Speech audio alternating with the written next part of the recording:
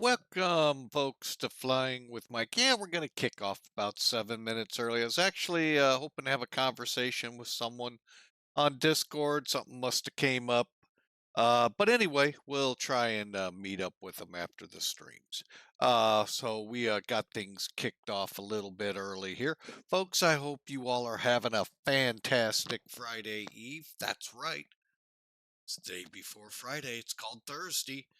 And that means, folks, the weekend is right on the horizon, just about here. So I hope you all have had a fantastic week and a glorious one at that. So, folks, you made it through another. As Barry Manilow would have said, looks like we made it. Oh, I'm losing viewers. I better stop. Oh, singing. Yeah, I know. But anyway, folks, we are sitting on the deck here, Pittsburgh, Pennsylvania. PanAm is the animal on the line, and it's a 727. Let's turn that clock back, not only for the airline, but for the aircraft. This is one of those airlines of bygones gone. Lost her and I know I'll get corrected by the CEO if I get this wrong. The early 90s will be nice. I think it was a little earlier than that, but yeah, we lost this big one. So welcome in, Abu Hassan. We're glad to have you aboard. Thanks, first time chat. Hello. And also for the follow. Thank you, sir. Welcome aboard Flying with Mike. Clipper Day, clipping from Pittsburgh to JFK. Hope you enjoy and thanks for following.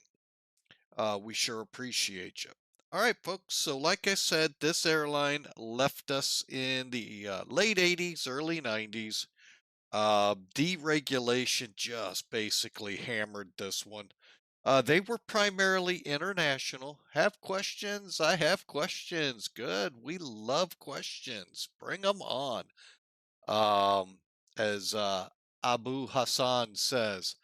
Um, this airline really suffered hard from deregulation. TWA did too, but it is what it is. Things happen, folks. They bought national airlines hoping to get their domestic issues worked out, meaning a more robust domestic schedule, but national was also in trouble. So the interesting thought I've put out there on all of these. You've installed the 737 NG, and I'm wondering where the livery folder is. Now, is this X-Plane 12, 11, Microsoft? Where are we talking? Um, so the thought X-Plane. All right, if you go into X-Plane, find that wherever you've got it installed on your computer. Once you're in the root folder for X-Plane, look for aircraft. Once you found that folder, look for your, now if we're talking Zebo, you'll look for the 737-800X. Open that folder up and you'll see liveries in there. Hope that helped you there, Abu Hassan. If not, we can try something here to give you a more visual. It's not there. Uh-oh. All right, so hang on. That's something new. Give me a second here.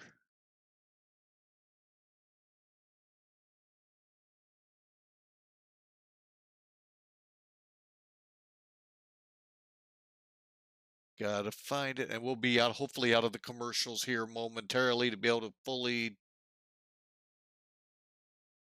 try this.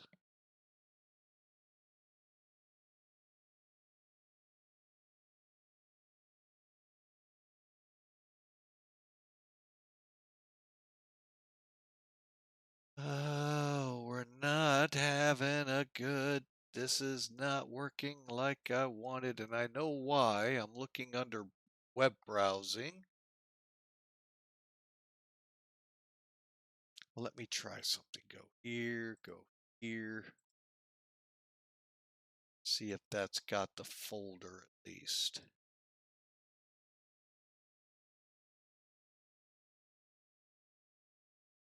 All right, worst case scenario. Bear with me a second here, folks. Yes, we're in break still, so gives me that little chance to try. This didn't work the way I wanted.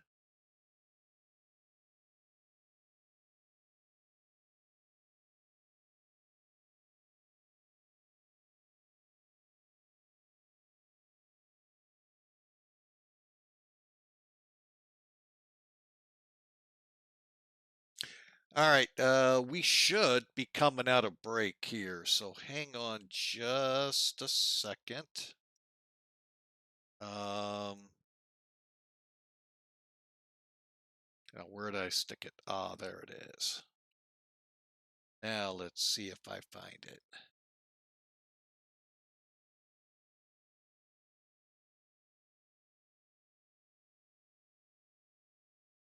You know, I really hate this sometimes. Let me just do it this way. Image, image, image. Where are you? Oh, right in front of my nose. Ha! Always works that way, folks. We'll just do that, that, and that. First off, let me make sure I'm right where I want to be. Come on. X out. Yes, I am. Okay.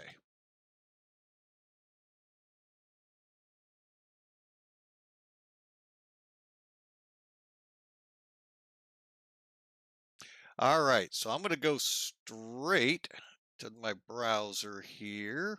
Now, unfortunately, there it is. All right, so you should be here if you click aircraft at the top, at least in mine. From there, you're going to open up all of your aircraft. There should be, if you've installed the 737, I'm assuming again, Zebo 800. Hang on a second. I'm going to get a second screenshot. I love doing these on the fly, folks. Makes for a fun stream.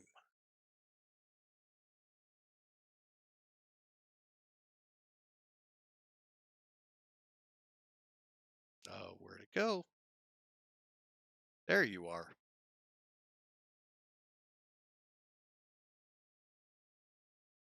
All right. So you'll have that. Okay, you did that. Okay.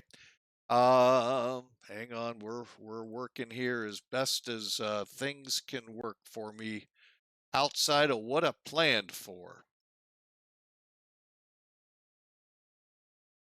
So from there, you're going to look for your 737.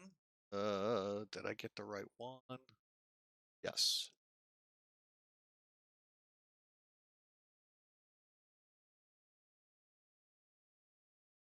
All right, let me make sure. Okay, then click into your 737-800X folder. I really wish I could have brought this up live. I don't know why I couldn't. Ugh, aggravating. Aggravating. And then bear with me.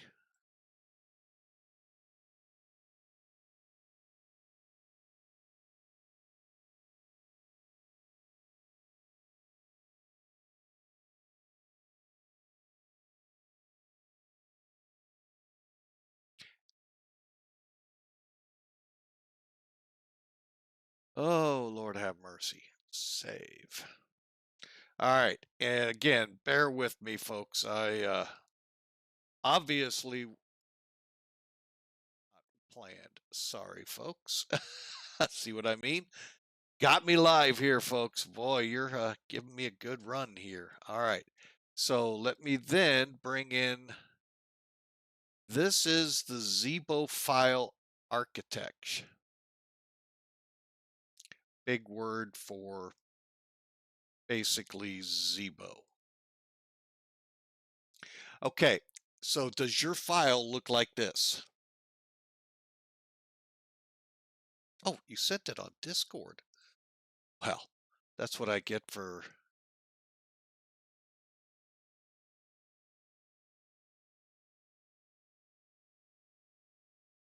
Okay, so you're in the other one. Okay, hang on a second. Let me full browser here for a second.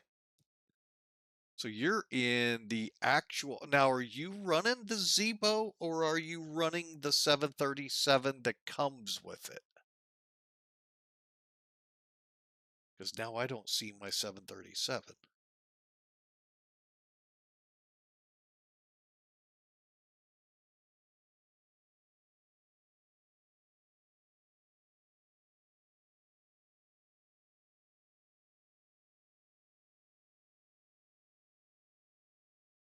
Let me just check something here.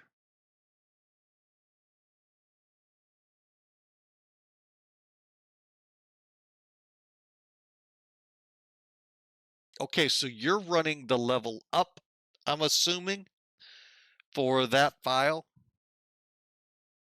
Because for some reason, oh, you know why I'm not seeing? Okay, is this threshold we're talking about? I'm sorry, um, level up.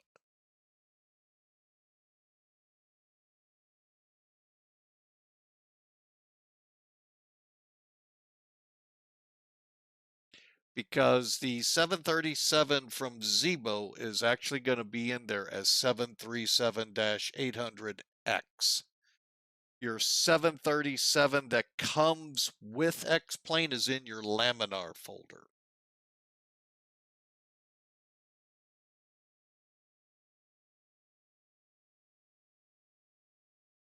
Threshold. Okay, yep, that's the one. All right. Let me read something here, because I have not officially been told anything about this thing with X-Plane 12. X-Plane 11, yes. X-Plane 12, I keep getting a kind of a lot of different people saying a lot of different things.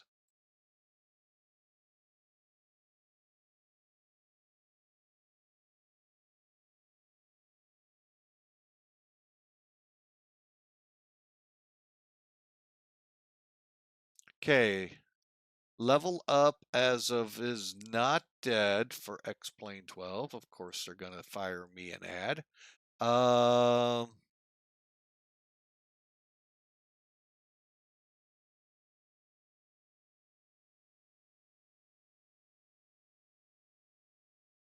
And I take it you are on Discord with them?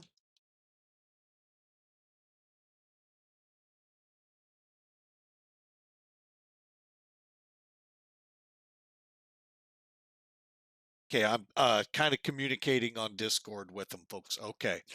I'll be honest, I would address that with them. In my opinion, what I would do, looking at your screenshot, if the aircraft works for you in X-Plane 12, I am not seeing anywhere where it was officially released. Um, I would check directly with them over at Level Up. The only other suggestion would be possibly adding, see, but if you add liveries, you got to have the basics. I was saying to add the folder, but that's not going to probably solve it. So, according to their post here, um,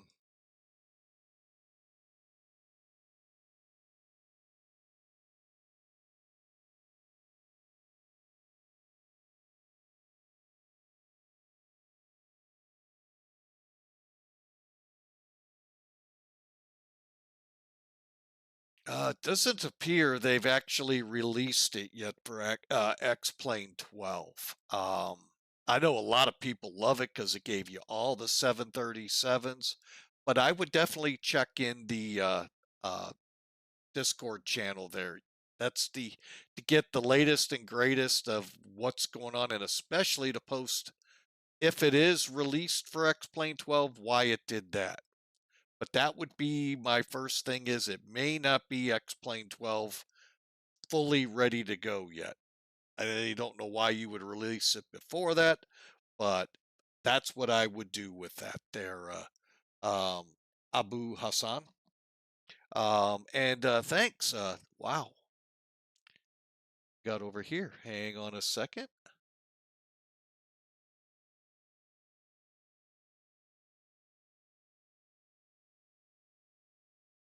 Okay, just catching up my Discord channel here. Wow. But great question. Thank you. I've heard a lot about Threshold. I've actually never used the level up. I just kind of like Zebo. The 737-800, I just kind of like that one over them all. But I get people like the 900, the 6 and the 700. So, but level up, they're saying is not dead. And I would just check with their forum and see, where things stand. So, but hey, thanks for coming aboard with that question. Love stump the host here. Man, I love days like this. Wow, that's one aircraft I have not downloaded in the 737 fleet, and wow, made me have to scramble here for screenshots. All right, so anyway, we're back into it, folks, with the 727. Now we are in X-Plane 11. We keep getting the same kind of words you're getting there. Am I saying that right, by the way? Abu Hassan. Um, it's coming. Uh, in FJS world, it's coming. The version, are we at 3 now, going to 4? When it comes out next plane, the next version, which is supposed to be X-Plane 12 compatible, is coming soon. That's it. Soon was the word. And it is trademarked. We saw that with Downwind Zen a few weeks ago, just like the 777 from Flight Factor, soon. So hopefully we'll have this aircraft in X-Plane 12 soon. But for now, we can enjoy it in X-Plane 11. One huge caveat with this plane, folks.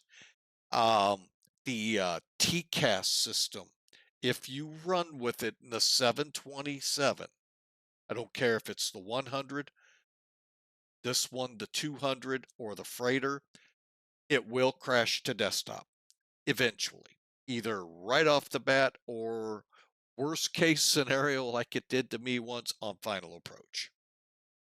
Matter of fact, very close to touching down. So what you do is just go into your FJS each aircraft. There's 3 of them in your X-Plane 12 folder. I'm just going to make sure I do this right by getting over to it here. Okay, in each one of them, you're going to want to go to plugins and remove the XTCAS folder. Just remove it from each of those 3 aircraft. 727-100, 727. Okay, the folder actually will say FJS 727 Series Pro 100, Pro 200, and then the Pro back up because I can't imagine it would say what I was getting ready to say. Pro 200F. I was going to say freighter. So I had to back up, make sure. Just go into those 3, go into your plugins, in each one of those 3 folders, pull out the XTCAS. That will kill 9 out of 10 of your CTDs that could happen. The others will be either a weather issue or something with your ATC clients. And I've only had one of each. So in the 3 years I've had this plane. So, All right, so we're sitting on the line, sitting here at Pittsburgh. We're not going to fly online. Um, JFK weather and traffic being ATC. May I ask you another question? Sure, go right ahead. Love them. We're not going to be on VATSIM or POSCON because of traffic and weather here. Uh, it can and does big time hurt your frame rates. So, and if you get below the magic number 20, you disconnect. And then if you do like some reconnect and you're still below 20, it'll disconnect. You'll just be in this vicious cycle and you will upset controllers. So, all right, let's crawl up in here, get this thing going.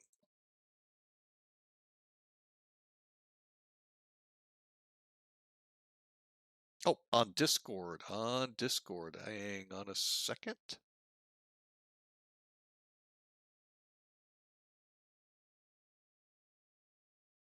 Why is your answer wrong?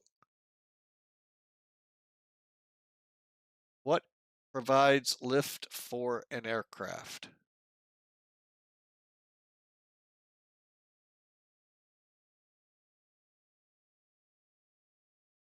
Huh. Um,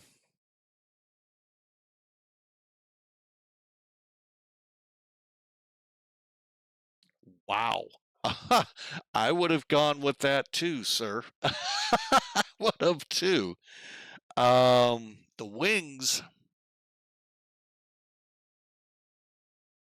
they're trying to get really technical here. And I'm trying to think what a technical answer could be beside wings.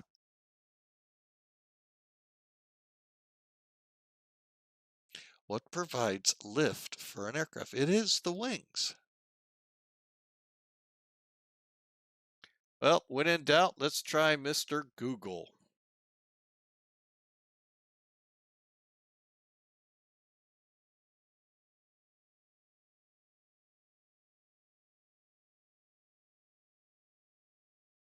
The wings. I don't know what generate. Ooh. Yeah, I don't know why that was the way it was.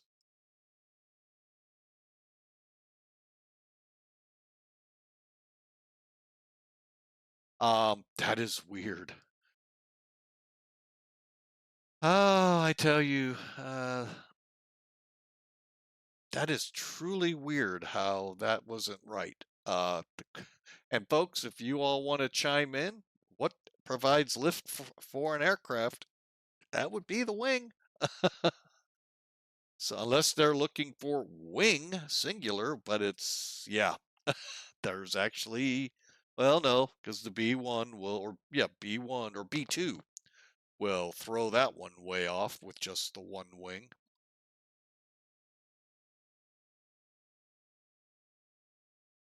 Runway? Because it's still asking you for the lift for an aircraft.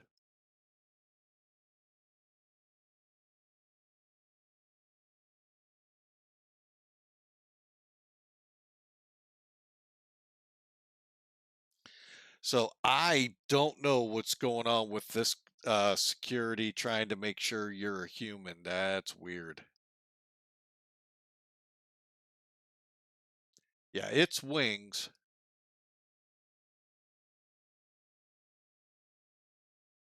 Oh, what is this? Oh my gosh, runway is. I don't. Your answer to the challenge question was not. What the? I don't know what's going on with this here. Because yeah, runway is the strip of land you take off and land from. So that is just bizarre how that's working out. I don't get that. So, but anyway, let's get the 727 rolling here, folks. We are already, the good thing is already loaded. Our flight plan for today is on Sim Toolkit.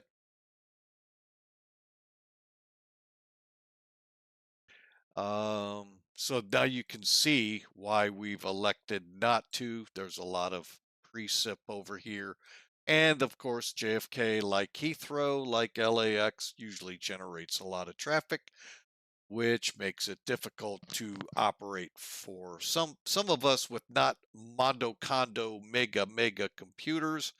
I just have a computer that was solid back in 2020, now 3 years old. So, it is what it is. That's what happens, folks. All right, so let's get up here. Payload for today is 20,500 pounds. Uplift to fuel will be 20,068 pounds. We've actually loaded more. We'll show that. And we aimed for a zero fuel weight of 122,336. Let me write that down. Hang on a second, folks, because I think I went for a different number.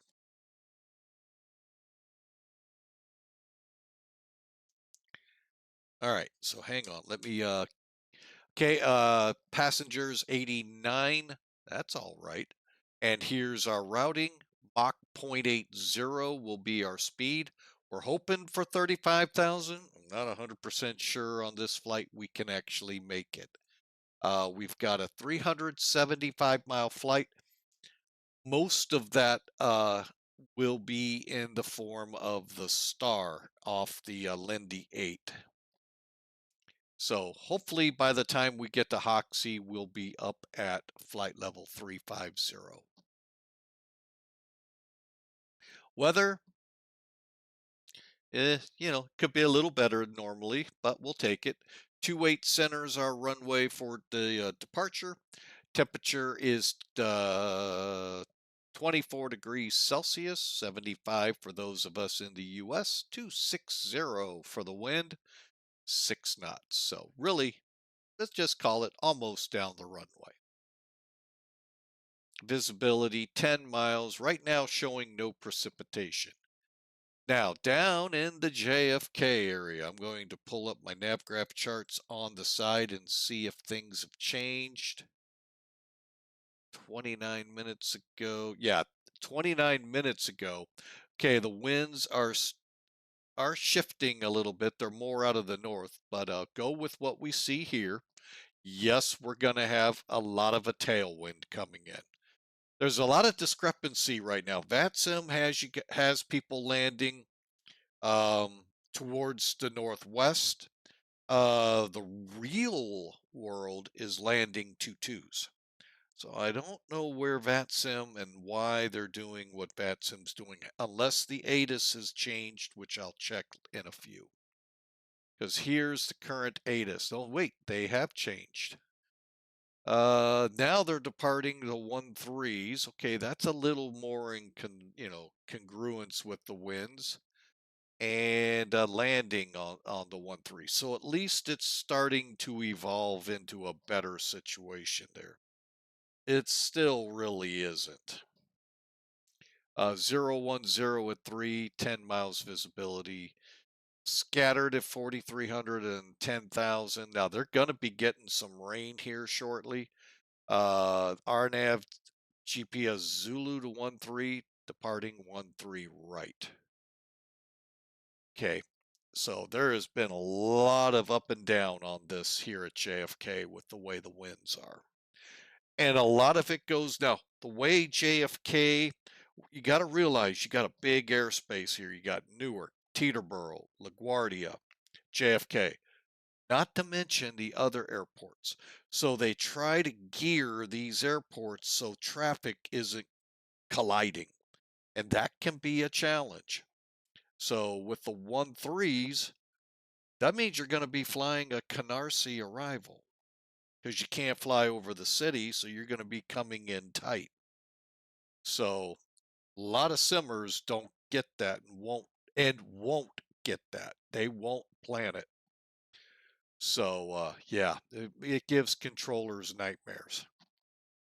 All right, so that's our flight plan today, folks. Let's bring in charts real quick here and talk through this, what we plan to fly versus, oh, I didn't take Sim Toolkit down. Sorry about that, folks. There we go. All right, so Pittsburgh. Oh, great. Now it's not used. The real world ATIS is now departing to a left at taxiway Papa. Okay, let's see what that looks like. Taxiway Papa. But that should tell you how much runway you have. Interesting, it's not. Hmm, I think that's the first time I've ever seen that. Hopefully the tower will tell you, because that is going to be about could be as much as a 10,500-foot runway. Most aircraft can take it, but you got to plan it and put it in your FMCs and all. Departure frequency. Wow, they're giving you everything here.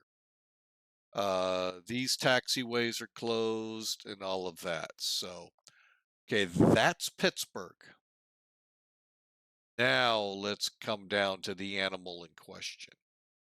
All right, let's first go to the real. Okay, the real world is flying the same things. They have switched over.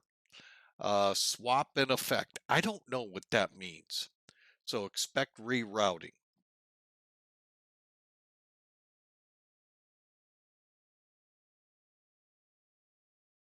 Okay, so they're wanting you to fly the GPS X to runway. What? Okay, so we have two different approaches in use here, folks. Holy mackerel. RNAV GPS Zulu to 13 left. RNAV GPS X-ray now to 22 left. Interesting. We're going to stick with our 22 left. We got it planned for the ILS. All right, and we're at that. Now you're starting to see why I'm kind of leery of jumping on VATSIM here. Things are just too much in the air. And yeah. All right, so there's our pre-brief, folks. Like I said, we are tech loaded. Let's take a look at how you do this in the FlyJ. Come over, here's your little menu. This is your takeoff landing performance. Here's how you load it, the weight and balance. Basically, you can full, empty, or random. I always random till I get close. And then I work on the zero fuel weight, which we said was going to be 336. Okay, I was working with that. All right, because that would make us about 300 if I put another body in here. Let me try something. Okay, there's 89. And down here shows you your center of gravity. That put me up to 70. Oh, over though. And we're running 4,000. That'll work. Let's just do that. Okay. So there, we made a minor change, keeping the fuel load the same. Again, full, empty, random, full, empty, random. Or you can, you know, it'll come up at like 25,000 pounds. You can use the plus minus arrows to altogether move the fuel tanks up and down, or you can work them individually. But if you use this one, all these numbers stay the same to a point till they're maxed out. And you can see now our CG is pretty much right in the center. Okay. Also over here, you have your options. Again, do not, if even not enabling it, folks, it's still going to crash to desktop when I was talking about the XTCAS folder. So stay away from that. And then you've got your GPS or GPU and air carts you can connect, which is what we're on. Then, if you're so inclined, like I am, you can turn the maintenance system on. And if anything's broken or needs attention, it'll tell you on the reports page, and you just click on it, it gets fixed. And then it comes with a little quick checklist if you want to use it. So you've seen the big one. Oops, not that one, that one. How we're loaded. So we're loaded with our 89 peeps, 5,000 pounds of cargo. There's our zero fuel weight now. Here's our fuel weight now. Remember, we were looking for 20,068 pounds. We're about 200 pounds over that. There's our gross weight estimated, how far we can actually fly, estimate or our landing weight, and our optimal altitude of 35,700. So obviously we're fitting right in. Here's our max and min for our takeoff, landing, and zero fuel weight. Really a good chart. So let's get in here and get this thing finished up. The checklist I'm using, folks, you can find out there just a simple X-plane or FJS727 checklist. I'm using the Solaris. Let's see, I can't remember the other part of it, but let me show you.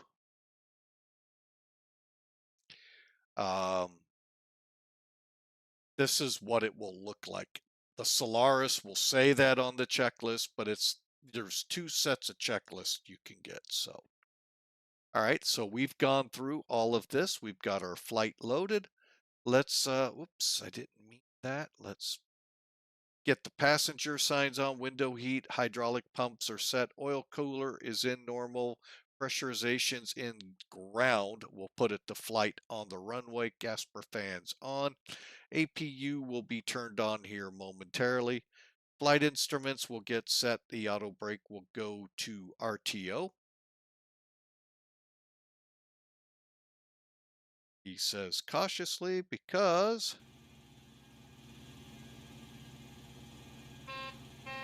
takeoff warning horn checked. We'll get our nav, comm, and altitude set, which nav or comm we won't deal with. Parking brake set, aileron and rudder trim is centered. So, all right, big thing we need to do is just get our instrumentation set up. And I'm going to give you a little secret. Actually, I think we were set. All right. If you look at your OBS line here, you can actually set that. Watch. See, I can move that to whatever the chart says the runway heading is, 281. Then you can set your bug for the heading right on it, 281, or very doggone close.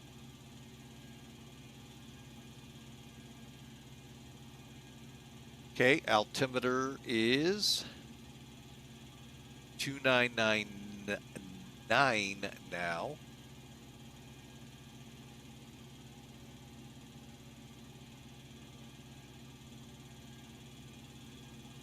Okay, and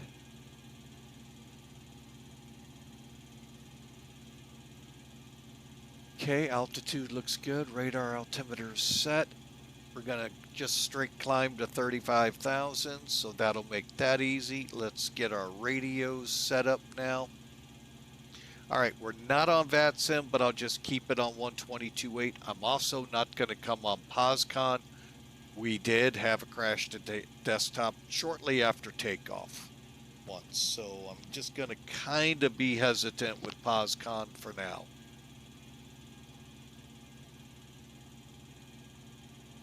And it was due to POSCON. Something didn't mesh right, and it hit it. And the log text. Folks, if you have a crash in X-plane, you can just go right to the X-plane root folder, look for the log, and just kind of scroll. Usually the CTD information will be at the bottom, but kind of look through it and see if you see anything else. And remember, with X-plane 12, any crash to desktop could be attributable because of the new version out and all the betas, if you're set up for the betas. You don't have to be, folks. So you could wait for the general release version to come out and then update. All right, so we got all those set. Now, EWC is 15.8. Now, a little weird quirk with this plane. It's easier to show it than to explain it. Okay. All right, if you look under this gauge here, it says DME2. Oh, why am I seeing 2? This should be 1. Correct. Well, maybe. I don't know how the real 727 was. But there is your distance there, 20 miles. Just weird that it's there. Same thing on the other side except reversed. DME2 is there, or NAV2's DME1 is there. Just kind of weird how that's set up. I'm sure there's an ultimate reason. I'm kind of mentally genning one, but I really hope that image is not right.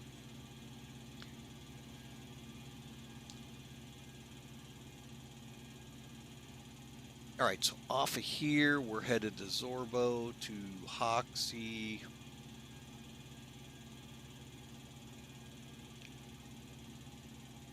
To Wilkes-Barre. We'll go ahead and throw that on there right now. 1116. All right. Now, a lot of people on this plane, folks, will actually set 50, and I am one of those, set them in both. And I'll show you, and you just now probably clicked why I do it. So, when I'm here in my seat, 20 is right here. Shows me how far I got to go to that EOR. Even though it's right here. I get it. Okay. All right, so we've got that set up, the altitude set up, nav and comm set up, parking brake. Red lights on, parking brakes applied. Fuel levers cut off. We've done the check for the, what do we call it? Takeoff warning, and 0 and 0 below. We're ready for start, folks. All we're going to do here is go over here real quick, click our performance. 118, 118, 130, flaps 20. State trim will be set to 5.26, and dump time for fuel is 58 seconds to get down. Speeds again, 118 V1, rotate 118, V2 130. Here's our flap speeds. EPR, which is this gauge here, 209. Takeoff power 197.4. If we just set the bugs, everything is set. Here's your flap schedule. The only thing this doesn't show is how much runway you'll eat up, or vice versa, how much runway you'll have depending on your brake settings. All right, speaking of brakes, put it in reject takeoff. I don't think we're going to get the jetway to pull away because it didn't seem to mate up correctly.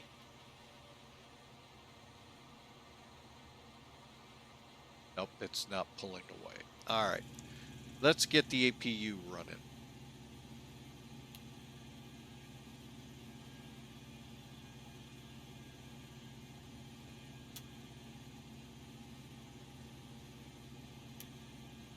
Okay, the EGT is right here, building up. Give that a couple seconds. We'll go over here. Whoop, here, we'll turn the fuel pumps on.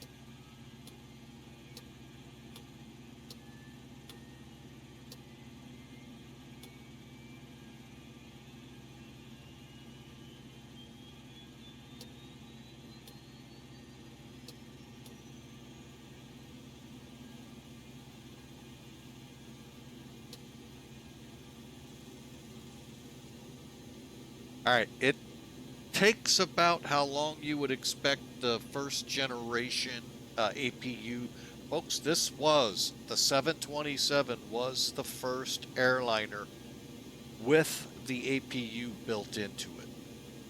They put it not in the tail. Couldn't. Got an engine in the way, folks. They put it in the wheel well on the first officer side main gear.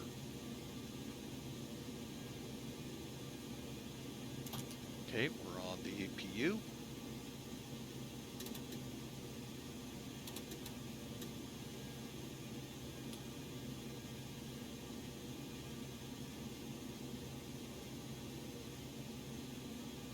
I was trying to turn those off, and what did I do? Turned them on. Gotta love it. All right, let's get this bird fired up. We're going to power back, folks, just like those of you may remember from yesteryear, the age-old power back. So, I'm on the map, beacons on. Okay, we're going to start them up 3, 1, 2. Okay, once you move the lever down, make sure your start valve opens, and then you come up here, waiting for it to get to 20, which is just now reaching, and we just lost the generator on the APU.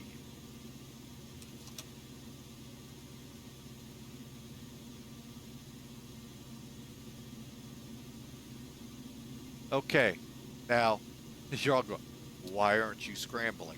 I'm gonna let the engine fire up. You can still see the gauges here, folks. Once it settles down, I'll turn it on, the generator, and I'll turn that one off.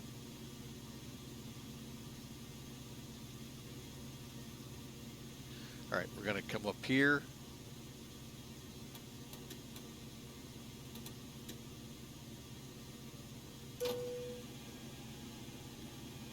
Okay.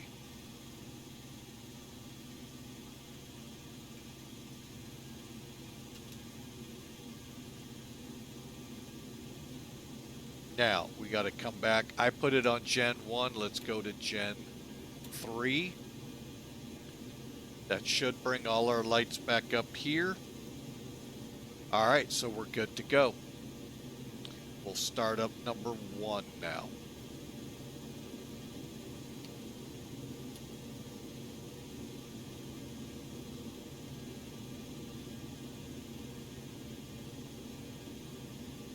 Starter valve open. We're about to 20.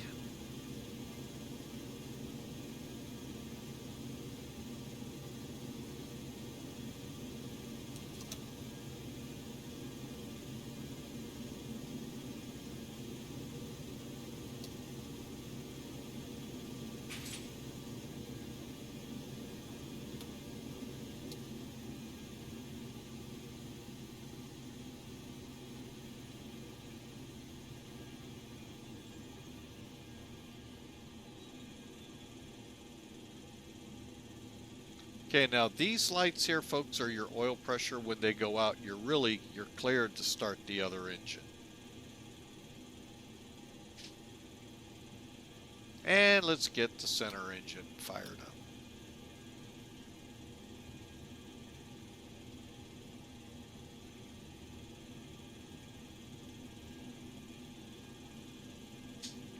$20.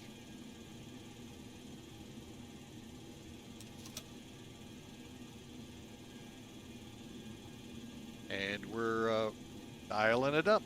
All right, folks. Welcome aboard Flying with Mike. We're in the final stages of getting ready to push back. Since we had not such a great time with the APU, we'll just go ahead and shut it off. Get it repaired at the next station.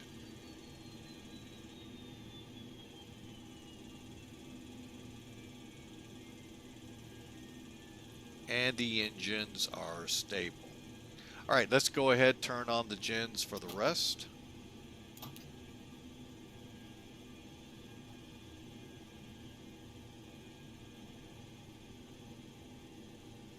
All right, generators are on. Probe heats. Let's get up here and get to work. Folks, this is a working plane. The flight engineer would be doing most of that. This is what it looks like. Captain on the left side, first officer right side, the guy that does all the work right here, although his panel would have been a little bigger on this plane. But hey, FlyJSim, she did a great job. Anti-ice, we're going to go ahead and run with engine. So open, open, open. I really don't know the proper side to put this rotary switch on. And we're looking good there. Reason being, we have clouds with precipitation in the area. We'll be a little safe. And thunderstorms, which means we could have a little hail. Okay, flight controls.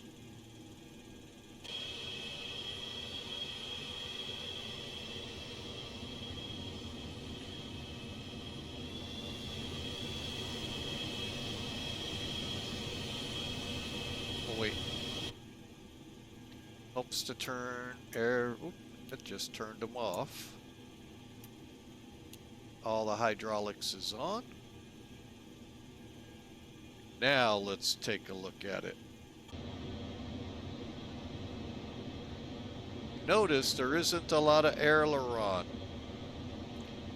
I would have swore this plane had ailerons, but I do know some of the earlier jets did not.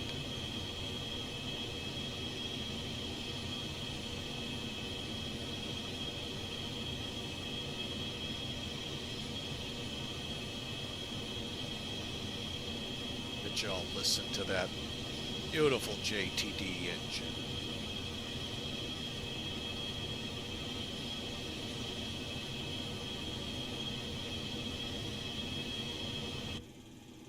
Okay, now there is a gauge right here, folks. You can watch the needles from in here. You don't have to be outside looking at them. Of course, you didn't see ailerons moving. I don't know if I would have swore I saw them on the 727s when I worked at the airport. All right, we are done. Let's set our trim. Flaps, we'll get the weather radar going and transponder to Terra once we're pushed back, or in this case, powered back. Okay, everything's set there. Packs on.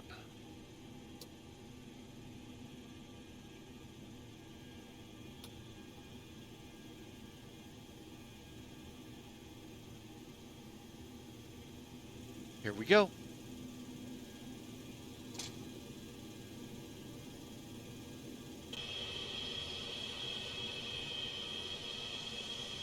And again, the jetway is just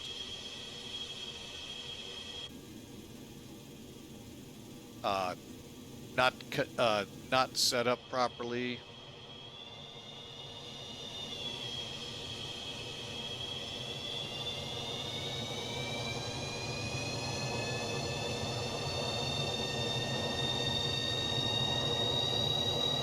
And this was common practice back with these aircraft.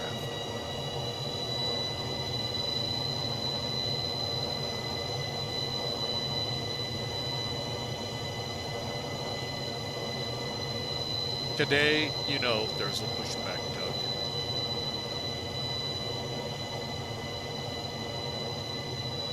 Do not hit your brakes when you're doing this. Use the engines.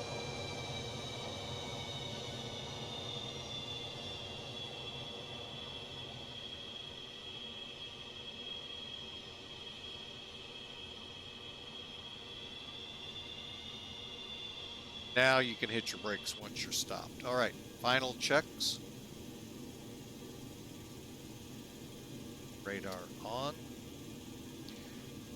Transponder is up here, folks. Now, granted, we don't really need to turn it on. We'll go ahead and go through the motions, but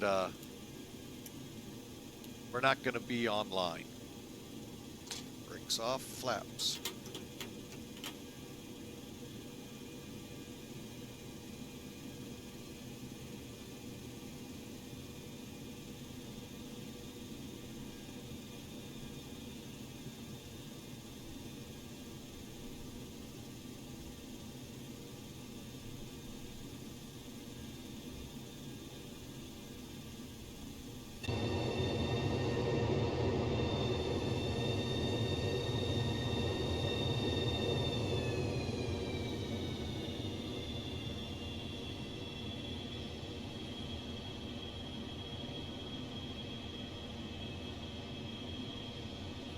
All right, we're on our way to the runway, folks. Okay, we'll head right here. Head all the way down to Echo. All the way over. All right, folks, we are flying PanAm Flight 546 for PanAm Virtual today. I would like to recommend, if you're looking for a VA to join, you're looking at a pretty good one to go for, folks. We may be small right now. We're just kind of getting into the stride here of VA flying, but sure love to have you aboard. We fly PanAm. We fly TWA, of all things, the arch enemy of PanAm, or if you're from St. Louis like me, the arch enemy of TWA was PanAm. So we fly them both, folks. How about that? What they've done here, the creator has pretty much set up TWA as a more modern fleet, and PanAm the more historical, what you would expect. The 727s, the Airbus 300s, the 747, 707s, and so forth. TWA, while they never had a 737-800, you can fly the 737-800s, Airbuses, and of course the 767 over there, 747, and they do have some of the historical as well. What I was going to say while we were trying to help Abu there, if TWA and PanAm could have finally buried the hatchet between each other and not in each other, I really wonder if they would have came together instead of PanAm with National, if that would have been an airline we'd see today. Now, what the heck they'd be called, that's for speculation, but I really wonder. But the problem was there was so much bad blood between these two airlines. I could really never see that happening. If it did, it'd be a pure all-out miracle.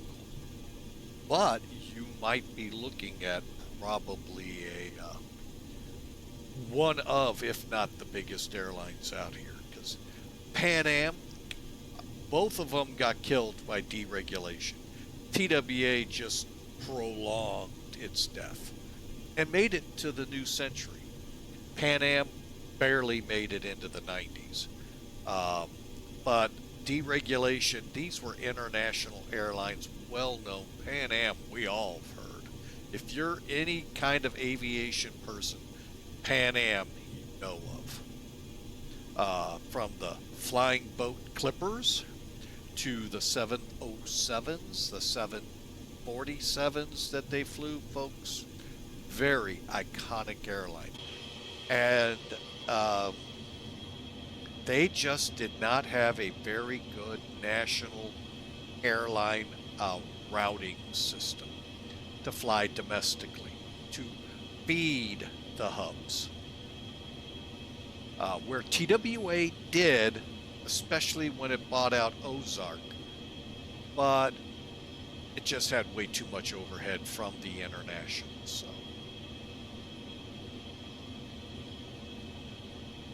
like I said, if those two would have came together, who knows what the airline landscape would look like today.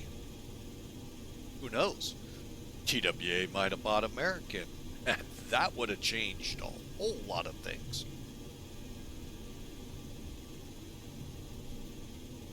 Instead of the other way around.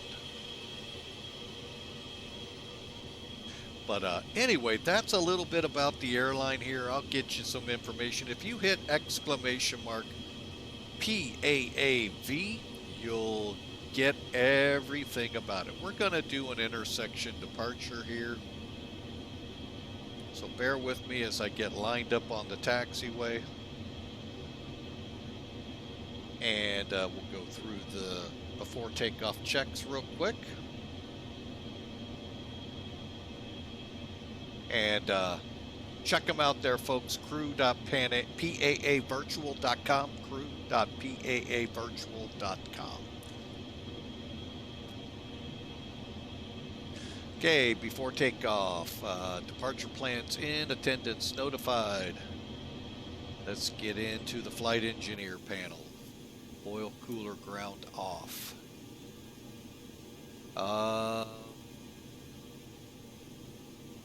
Fuel heats off. Auto packs normal. Packs off. Folks, remember, once you get wheels up and in your climb, get to those packs as quick as you can, because you will not believe how quick you can get to 10,000 feet. Above that, you could turn into a ghost flight. All right, start switches. They are guarded. Is that what they said? Okay. Packs are off, bleeds are set, APUs off, flaps. Yeah, 20 or 15? Flaps 20. We're looking for a green light, start lever set, trim set. And ready to go, folks. And flaps are set. Here we go.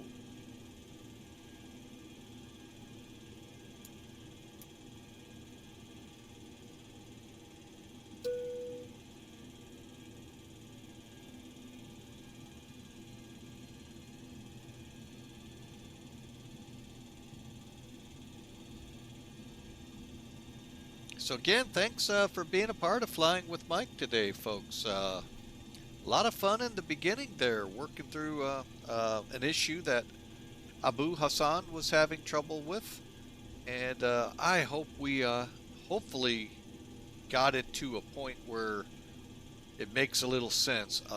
The level up 737 NGs, I do not think are compatible yet with X-Plane 12. And check with them. They'll be the ones to tell you level up. Now, if you can get them to work, great. Pass that information along in the Discord for those that really love flying that plane. Otherwise, folks, here we go.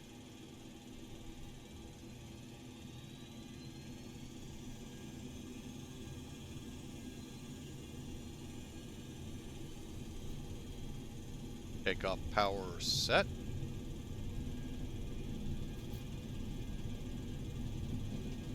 And also, folks, get into climb power as quickly as possible. 80 knots. Reason being, these engines will catch fire. We've had that a couple E1, times. rotate.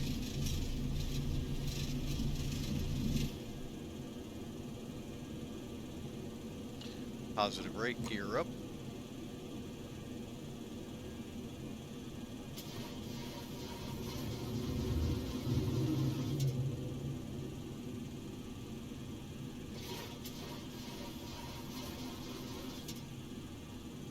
The autopilot is not in my favorite place.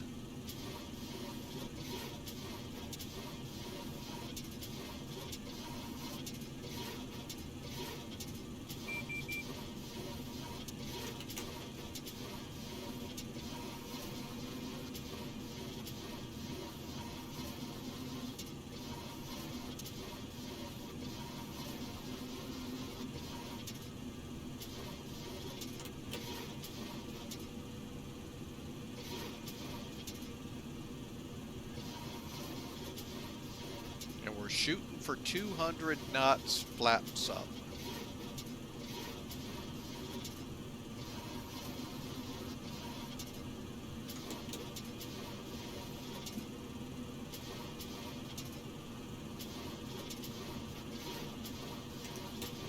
Okay, flaps up. We can set our wheel lever to off. And IAS hold right there is good to set. Now she'll climb by the pitch to hold. It is not a true auto throttle in the sense that most people take it to be. Autopilot's on. All right, so now let's turn. Let's see, we're 280, so let's go to 010, and then we'll head direct EWC.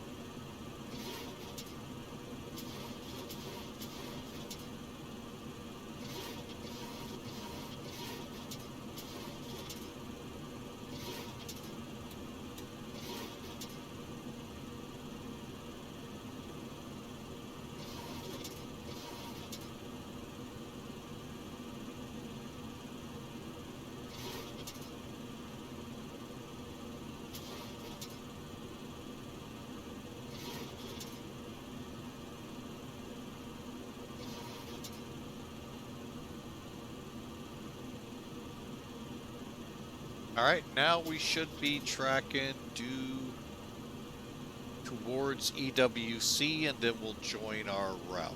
So there you go. And like I told y'all folks, it comes quick. Get these packs on as soon as possible.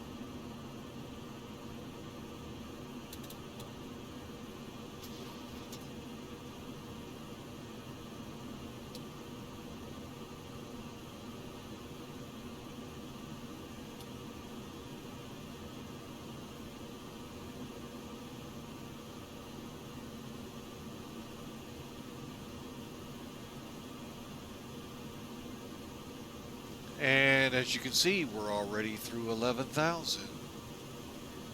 Put this to vertical speed.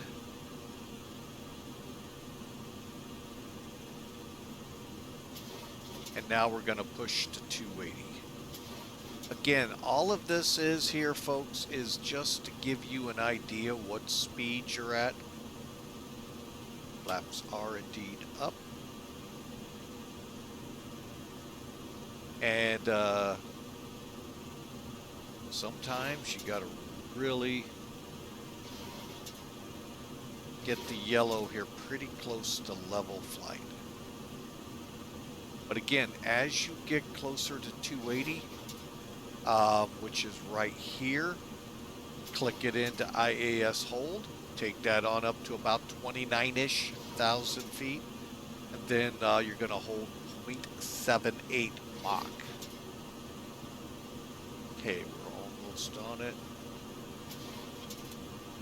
Okay, we're going up on speed here.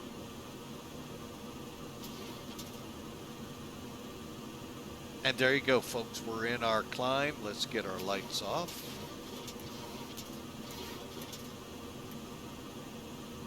Now, some checklists will tell you to leave the inboards on to 18,000. I don't, because I'll forget. And we're talking about these lights here, folks. The other ones are here.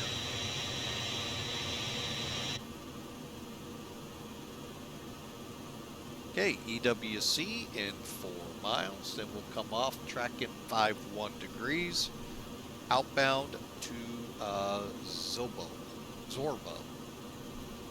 Again, welcome aboard. If you're new, we'd love you to smash the follow button, and we'd love to hear from y'all. And by the way, folks, if you've missed anything in well, if you missed any parts of what we were going through with why the level up isn't working or loading or showing all the right folders, and you missed it because of commercial, head over to our YouTube channel. Should be commercial free, can't guarantee, but it could be, and you should be able to catch it all. I'm going to try something a little different on this one. I'll hold off till we get to that point. Again, we're staying offline for now because of all of the traffic in the New York City area. with the weather, I'm pretty sure I can't hold 20 frame rates. That's one reason I don't have the scenery from JFK. As much as I'd love to have it, as much as I've been in there lately. I have that company's Atlanta.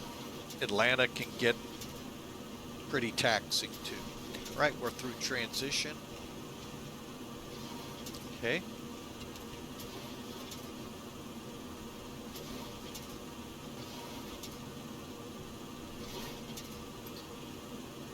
We're on our way, folks. One more check over here.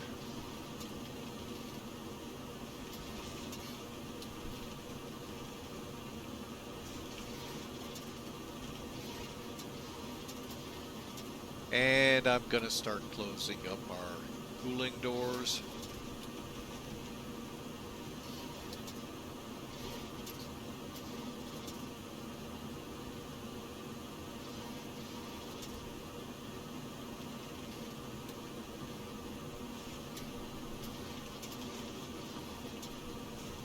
All right, we're on our way, folks. According to the clock, we're looking at about 38 minutes. Let me double check with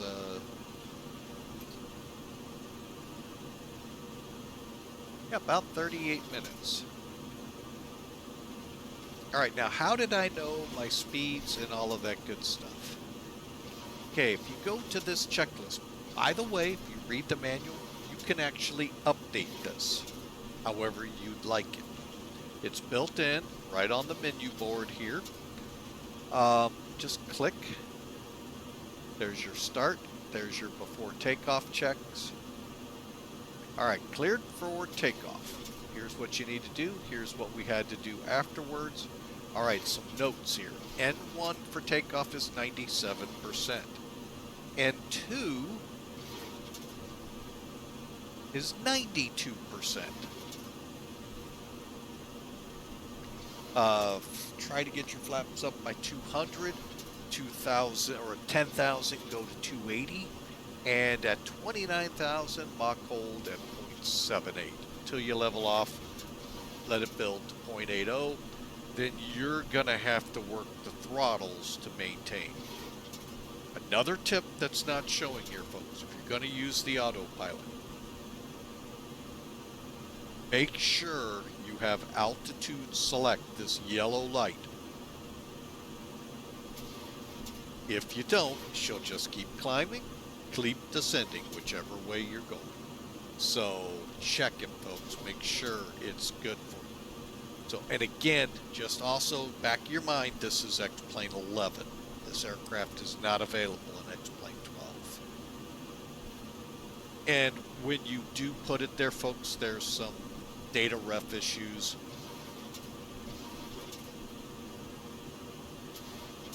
And I'm sure others, but I'm just going to wait. So.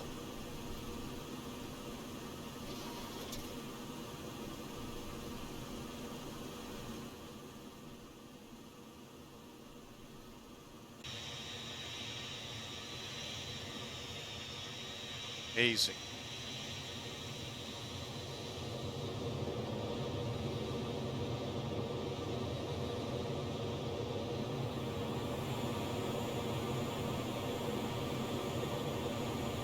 Amazing. All right. We've got what's called the billboard version of PanAm's livery here. Kind of looks like what you'd see on a billboard. So I also have the wing lights on, so hang on, let's get those turned off. Be a little nicer to the passengers. Put that in disarm. Okay.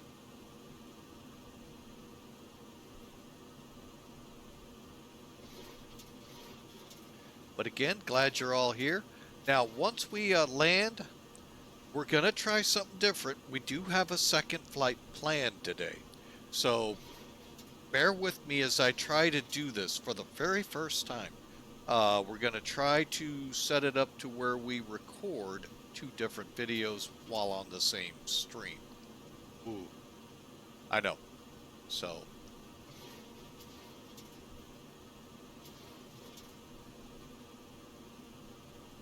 All right, so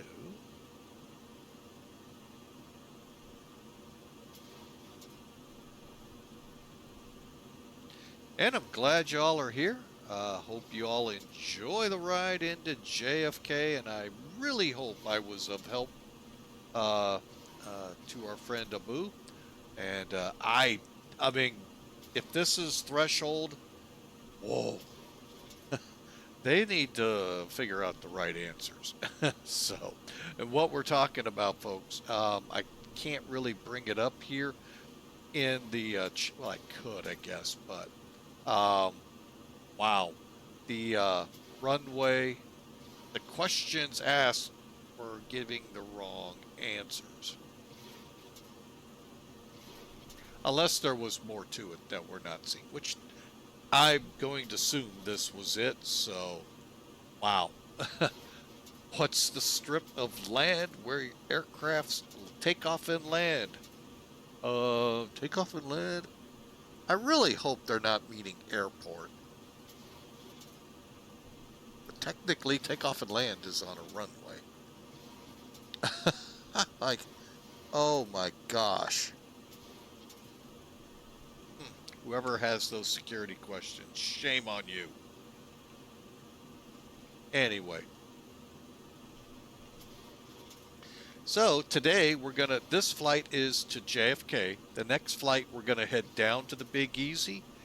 Since this loose nut here in the form of me behind the control wheel didn't start the ACARS program back to Dallas a couple days ago, we're gonna just take advantage of that oops and fly out of the Big Easy to St. Louis. So, ought to be a fun old TWA flight. So we're flying for PanAm here, TWA there.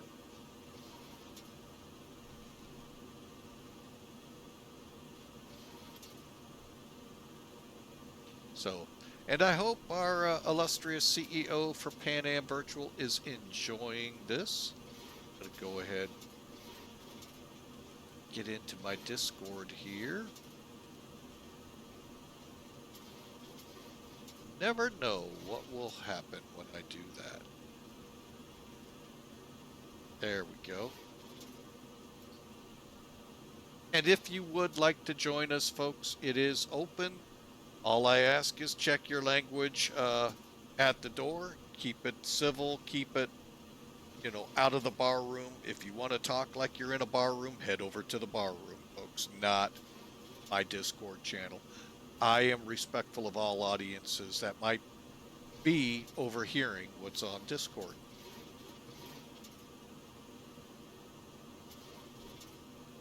So,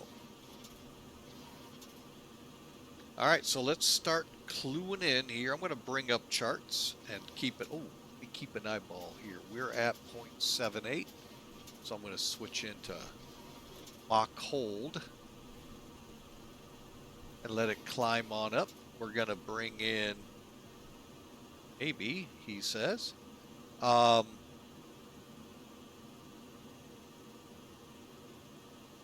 Kazboxy, welcome in, first time chat. Thank you so much.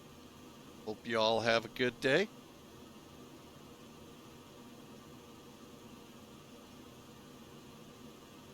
All right, let's get the chat up, or the chart up, so y'all can, one, see where we are, and two, where we're headed and what we got planned here after Hoxie. All right, so the neat thing about this program, Navgraph Charts, it is sucky that, yeah, you got to pay for it, but it ends your days of hunting and pecking on Google for approach charts. They're all there, folks. I think I've run into one airport, so they're all there. To include where we're headed, JFK. We're going to fly the Lindy 8. So once we get to Wilkes-Barre, we should be well into our descent to 23,000 feet by Geno, continuing to 19,000 by Lindy. And you're all, or Lindy, going, how can you be at 19,000 feet with JFK roughly 20 miles away? Very simple, folks. You just don't normally fly straight to JFK from Lindy. In our case, we're going to Lindy is where we're going to end. We're going to then get on the ILS for runway 22 left, starting at Symbol. We're going to fly it. Well, let's just go through this methodically first. Start at the top, work our way down. So through the top, here's all our frequencies. The big one here is the localizer, 110.9, the final approach course. Now you can see why it's called that, because you got a little bit of a course to make it to the final approach course of 224. Zalpo, 1,800 feet MSL, equates to 1,788 feet above the ground. Why? Because the touchdown zone is 12 feet above sea level, so there's 12 feet above ground right there. Okay, decision altitude, decision height. We're going to go with what's in brackets. Why? Because I've got the gauge right here, so we'll set that to 200. Basically, in bold is MSL, above sea level. In brackets, you're above ground level, and that is also what your METARs are at. So, you, the pilot, make the call. What I've heard, and it's just one video, most pilots will use Baro for their decision altitude. So whatever this in bold says, that's what they'll set on a normal ILS approach.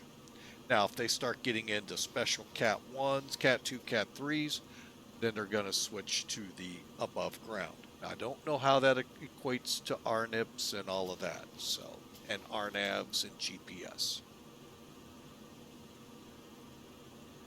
But that's one video I've heard about this. All right. That horn is, we're almost leveled off. All right, next line is our missed approach. We go out to chant, follow this simple little course at 500 feet, make a left-hand turn while climbing to 3,000 feet. JFK radial 1902 chant, which is 19 miles out, and hold. All right, let's look at the routing from Symbol to Hare, all the way down to Seagull. And then we work our way around here, folks, till from Leifer, we make the intercept turn for the localizer. All the while, 14,000's our minimum here. 10,000 to Seagull, 8,000, 7, 6. You see, you kind of get the point. You're descending the whole time. That's how they do it in JFK, folks. LaGuardia's right there. Farmingdale's right there. Islip's not far away. And Westchester is right across the bay of Long Island. So a lot of airports right there. Throw in Teterboro and Newark on the other side. Yeah, busy, busy, busy airspace. All right, and just going to pull this away so you can see we've leveled off at 35,000. Altitude's green. We're just about at 0.80. What I'll do then, set that right there so I have a visual and then pull my throttles back. Okay, and now we're on our way.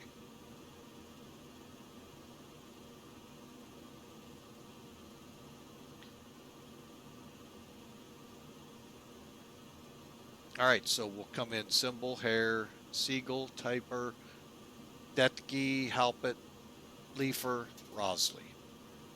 Right on in. Once we're on the ground, we will just head for the old Worldport area right here. Yeah, no, it says it's under construction. Yeah. It's funny, PanAm lost theirs. TWA kept their historic building. Don't know how that worked, but it did.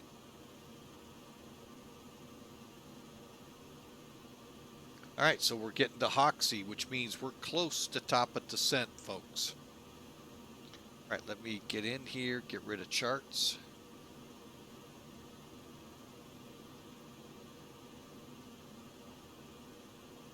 Okay, we're still speeding up a little, so I'll pull back more on the power. And I want to get down here to see where this top of descent is. They're saying 120 miles. I say poo-poo on that.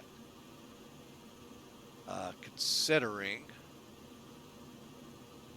we have a descent restriction, Geno 23,000.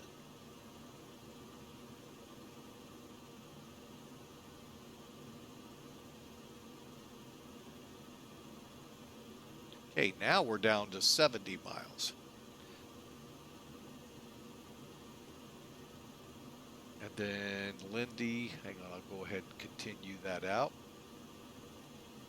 19, good. Then working it on down.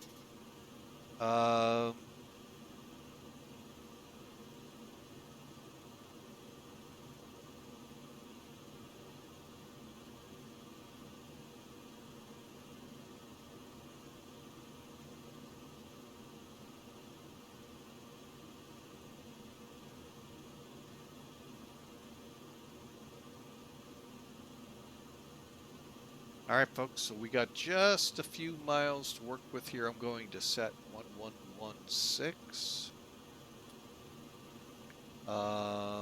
Stillwater 1096.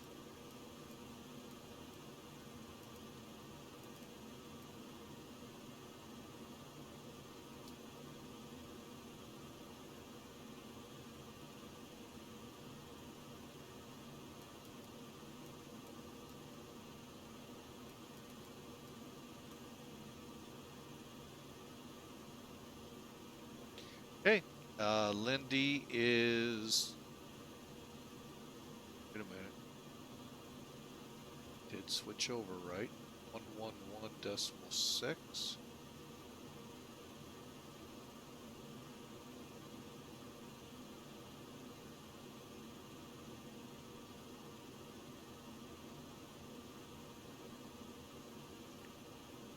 To this, I'm about to cross over it.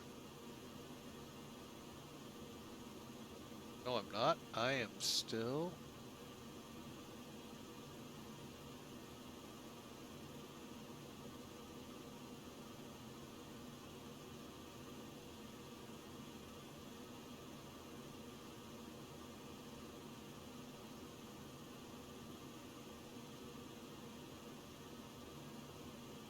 Oh yeah, we're still some miles out. All right, folks, so there you have it. We're just a few minutes from descent. I will be right back 1 second.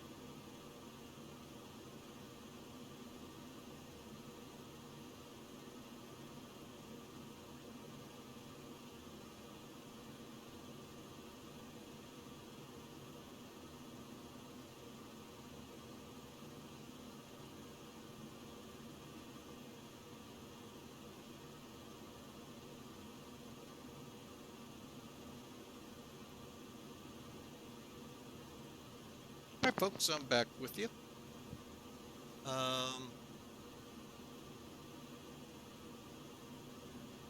We are, according to this, 30 miles from top of descent so that we can make Geno at 23,000. So what we're going to set first is here. Okay, we're already in. We technically could hit the altitude hold. It won't let us. All right, so we're going to come down. I'm going to go ahead and start us down. Click altitude select.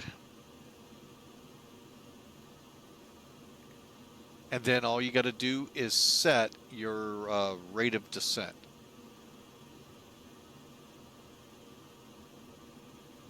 I go just a few to make sure the needle's coming down, and then I try to set about 2,000 feet a minute. Don't forget to pull your power back, folks. Many forget these things on highways, that gravity does work, and you will speed up when you start going down, as well as slow down when you go up.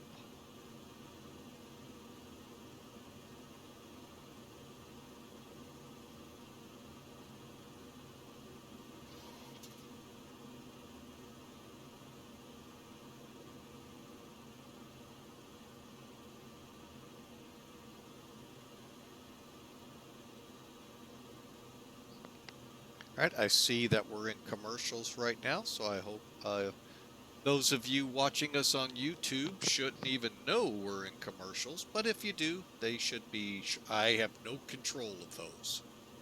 In Twitch, I do.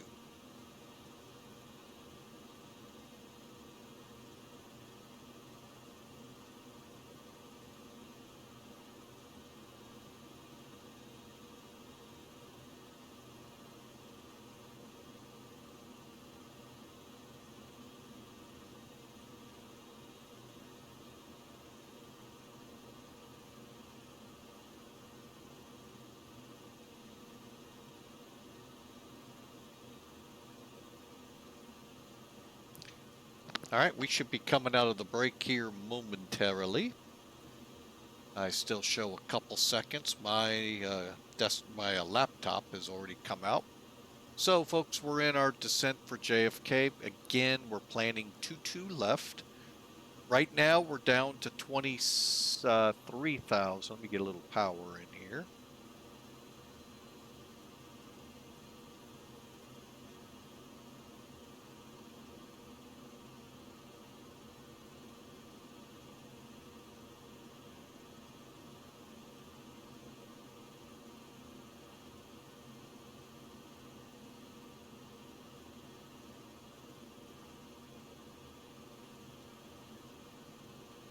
All right, so you know what? I was gonna take another break, but I'll wait till we get on the ground. I'm gonna put our dog outside. I think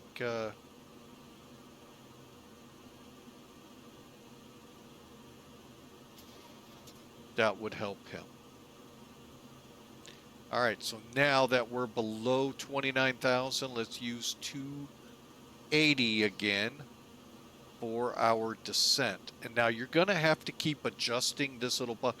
Again, I use it only as a eye catcher. So you're not setting this to 280. So it just lets you know where it is so you can kind of match needle to the bug. But you're doing the work, folks. Currently 27 miles out of Wilkes-Barre. But again, thanks for being a part of Flying with Mike today. We hope you enjoy, and if you do, folks, smash that follow button. We'd love to have you follow along.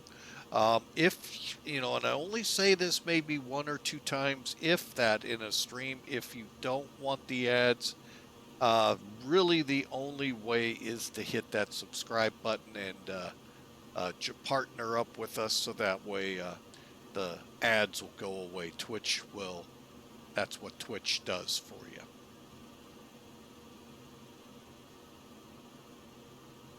But otherwise, we would love for you all to follow us. So, The more the merrier. All right, so we're right about, well, actually we're now at a, see this little thing is where it gets to be fun. Okay, I'm going to go ahead and pull back to idle. See how the airspeed as you're coming down, just that it's all, you know, relative to the airspace. So definitely don't want to go faster than 300 in this descent.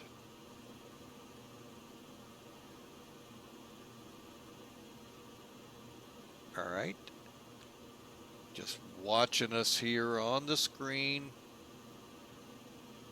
Everything's looking good. All right, let's get over here and let's just look at what the onboard descent checklist looks like. So seatbelts on. I don't think I ever turned them off. No, I did not, but we will kick the wing lights back on.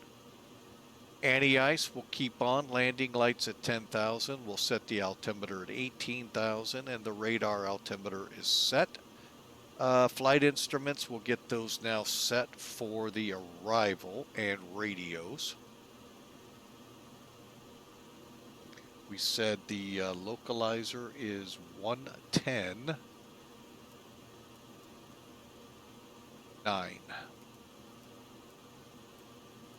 Okay, so we're set there. I'm going to go ahead over here, 15.9.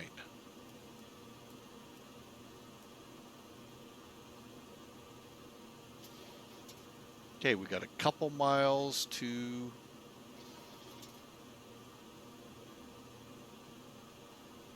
Wilkes-Barre. Then we start in on the arrival. So Geno is 23,000, which we're leveling off at.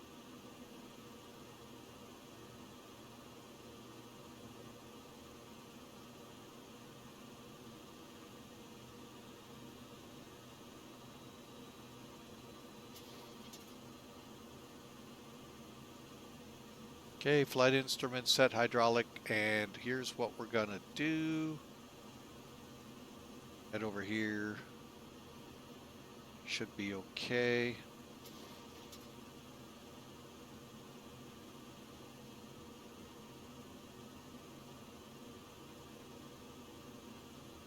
Okay, crossing Wilkes-Barre.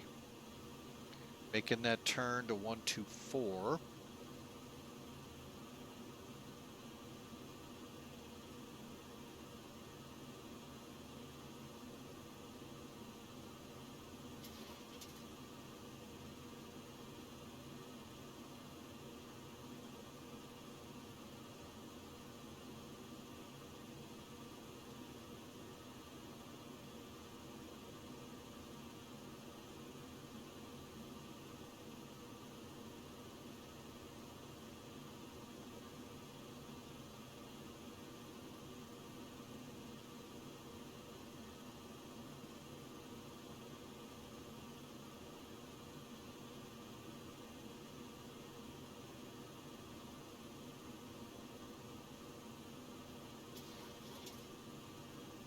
All right, as soon as we cross Geno, we'll start down to 19,000, which isn't very much, folks, which I'll do from Stillwater over, and then there we'll begin the descent for the arrival.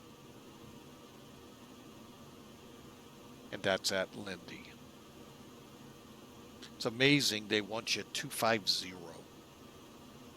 Whew.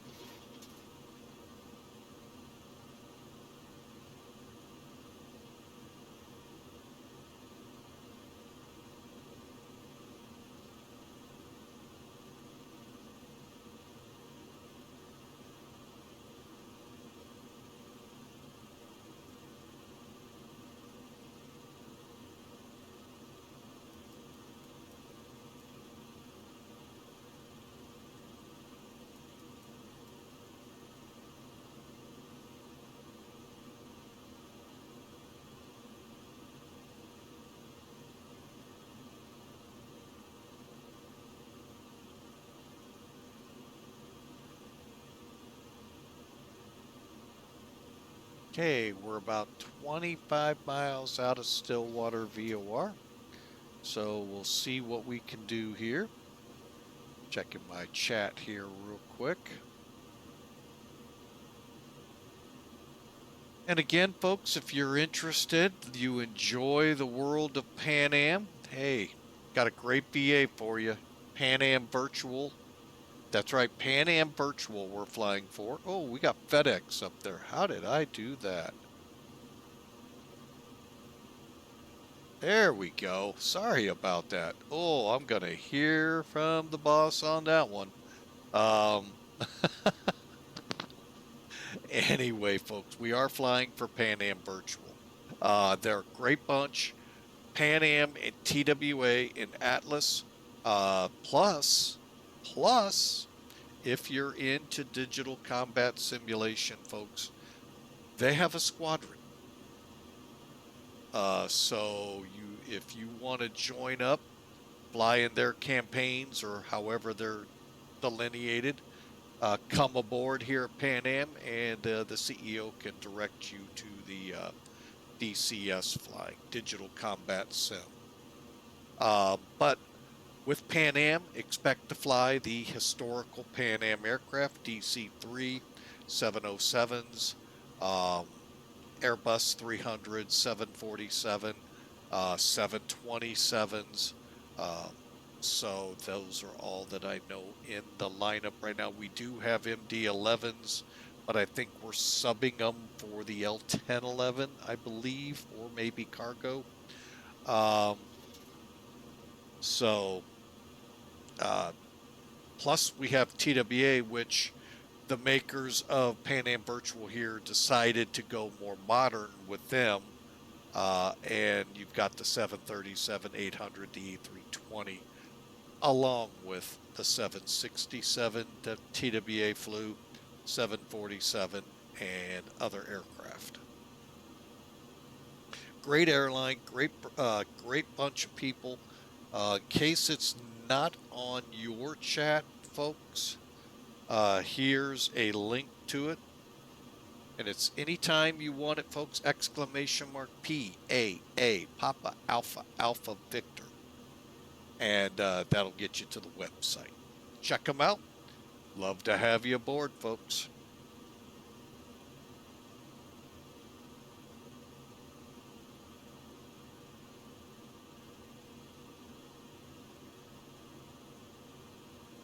Oh, you've been joking around, folks. Sounds like the air show's going again, but there is no air show at Scott this year. So I'm sure he's practicing up for somewhere else. All right, according to this, we're about 3 miles from Stillwater, so I am going to begin. Folks, we only have about 6,000 feet, if that, to descend. So we're just going to go ahead and drop it down to 19, nice and easy. Altitude select. Can't stress that enough, folks. Maybe about 1,000 feet a minute. Take it nice and easy.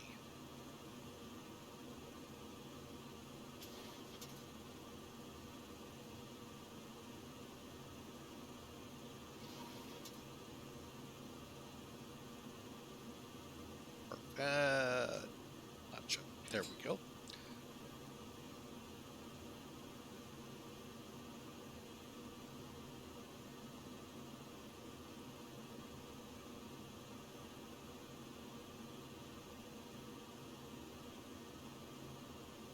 All right, that'll also allow us, folks, once we do get down to level, slow to 250. It's how the controllers with the FAA work together to set up this into a very congested area. So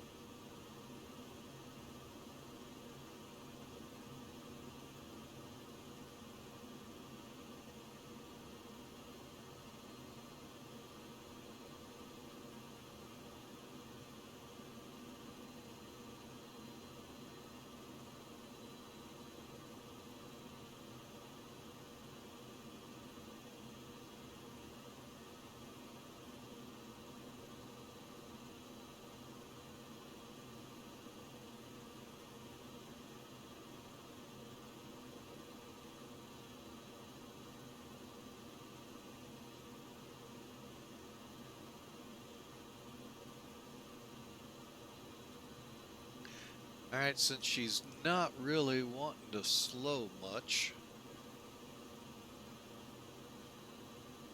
then a little bit of speed there.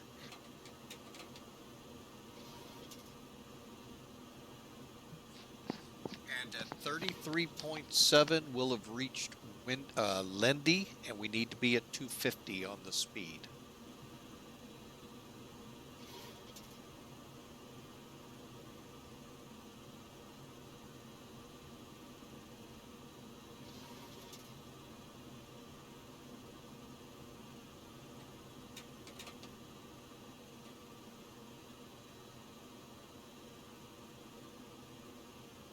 So again, hope you're enjoying the little roll back the clock here. Retro/T-tail Thursday. PanAm for this flight, TWA for the next one.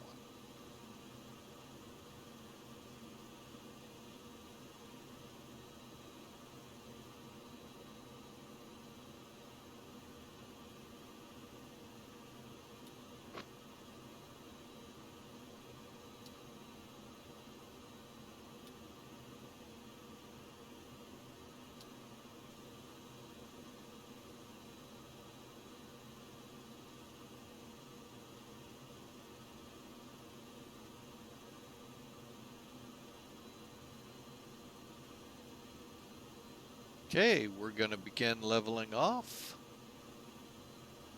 At Lindy, we'll begin our descent to 10,000.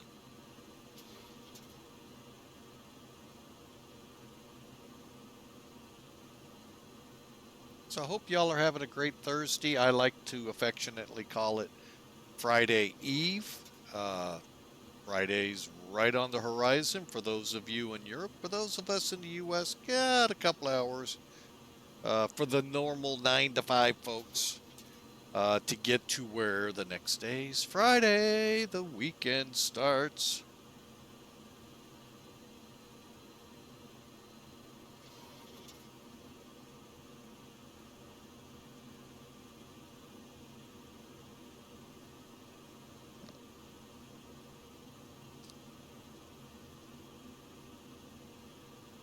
All right, folks, so we're at 19,000, 1,000 above transition, so we're not setting to the altimeter yet. And we got about 2 miles to go.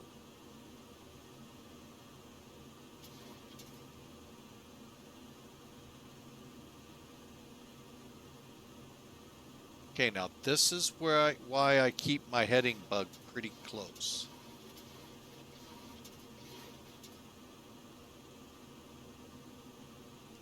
Okay, it started to go left, but then got on track and went right.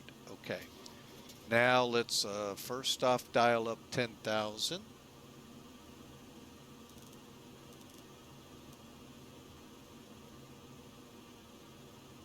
Go altitude select. Make sure you do that every time, folks. And we are looking at an 18-mile run, so we're going to start coming down at a pretty good clip.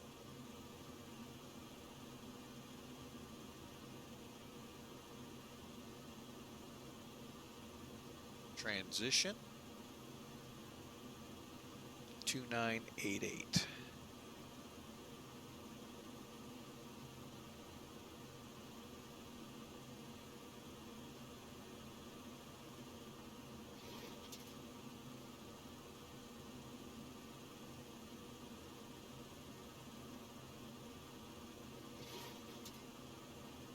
And here comes that wall of water we talked about.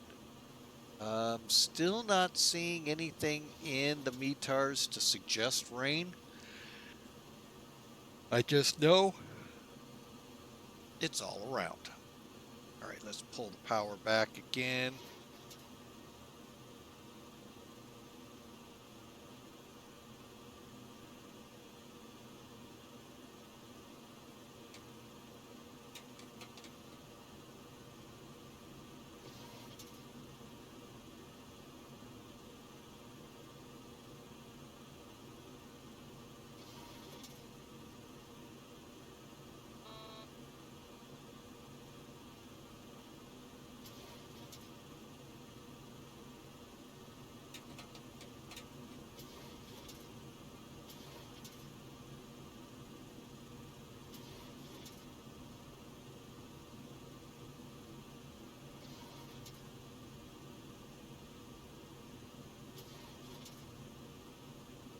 And JFK is like right on the cusp. All right, so there we go. We're at about 240 now. Pick up some power.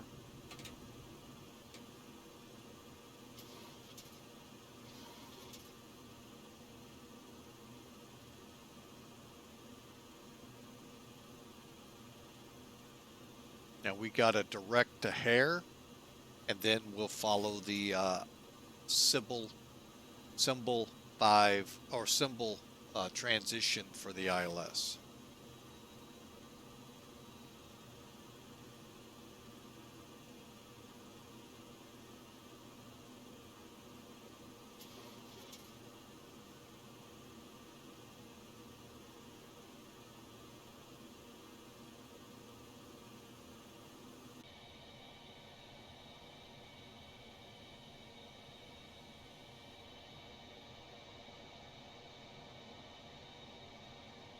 Speaking of JFK, right below us.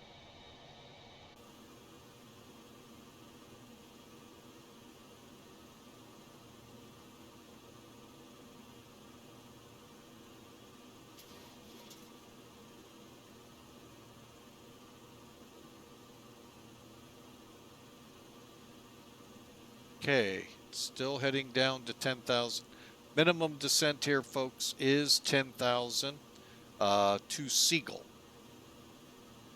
which is now 14 miles off the nose, and then we'll continue down to 8.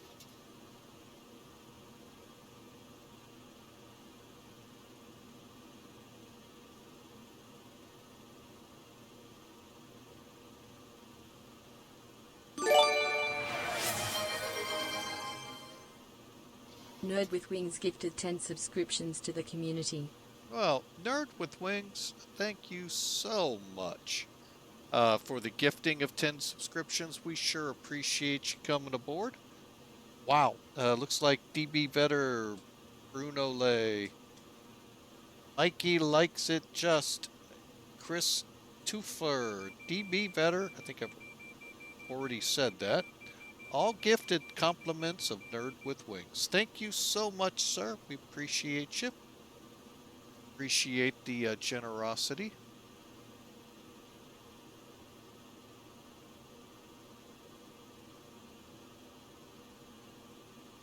Okay, now we're going to begin this.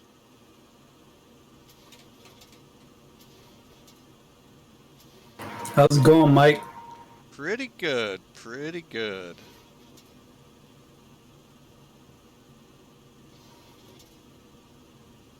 Make sure I'm not muted over there.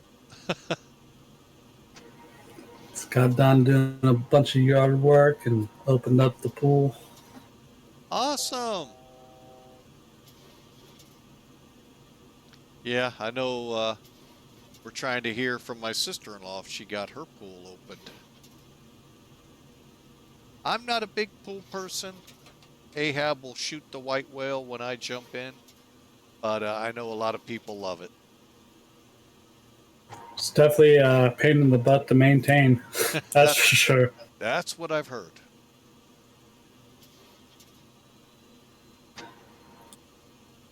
All right. So Go ahead. How you liking Beta 3? This is obviously not Beta 3, but I'm actually liking it. This is X-Plane 11, obviously. We're still waiting for the word soon to equate to we'll have 727s in X-Plane 12.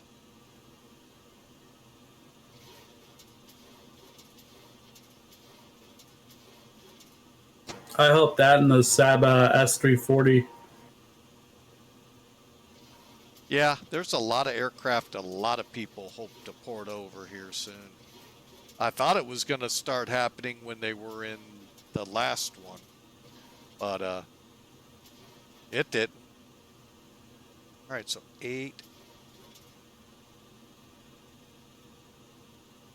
Actually, I'm going to go ahead and send us down to 4,000. All right, folks, you can see I forgot a step. I forgot to arm or altitude select here. Otherwise, we'd have just kept descending.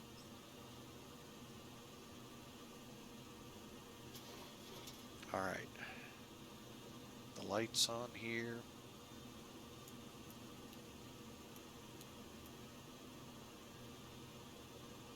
Last check. Seatbelts are armed. Let's go to minimum, medium.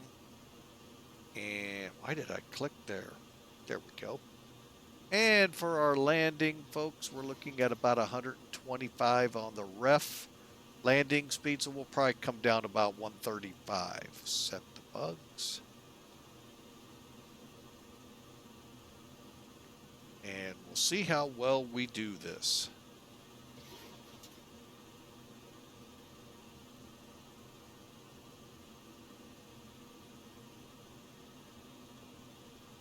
Okay, the next fixed det key is 7,000 minimum. We're actually doing pretty good here. Speed's getting up.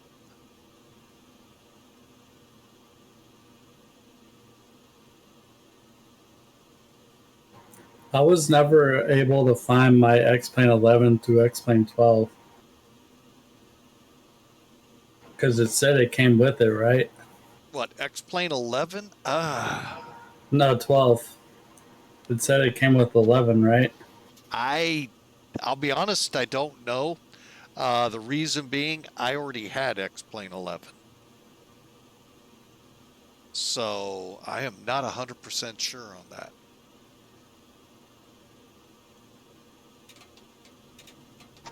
Yeah.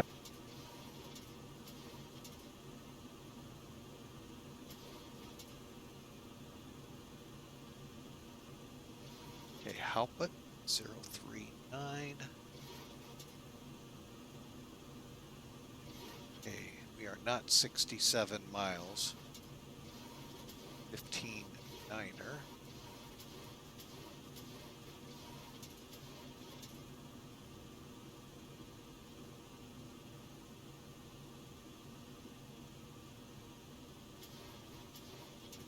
Down to 3,000. Time for a little steeper descent.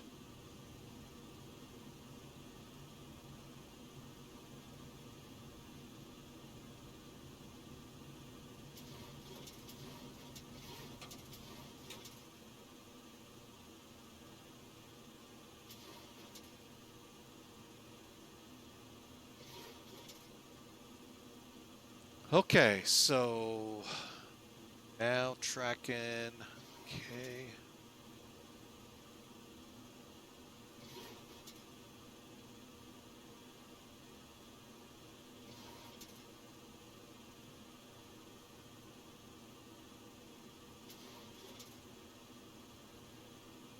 Okay, Leafers, what's next?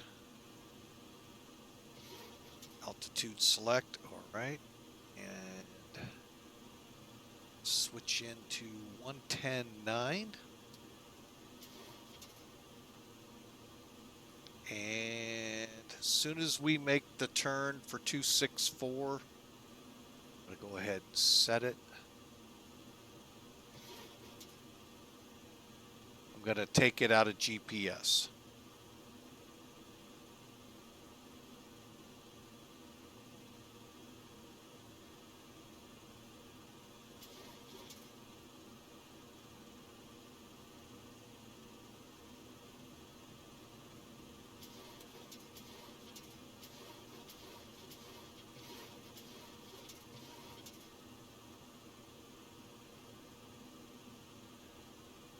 Two, 4.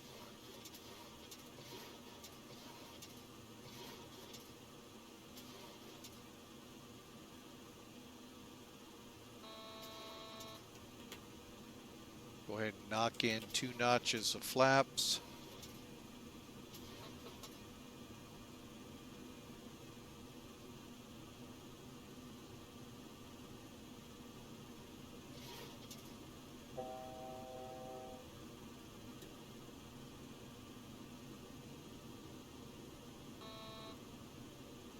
All right, we've got it in nav mode now, folks. Now I've actually got VOR lock in.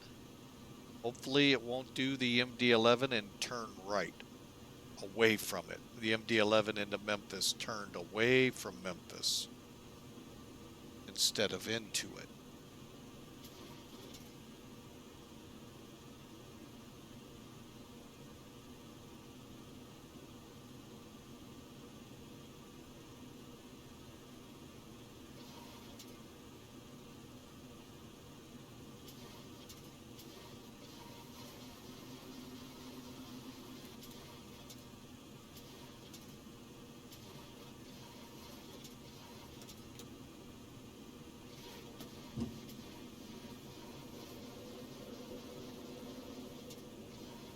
Okay, here we go, folks. We'll start looking for the runway here in a moment.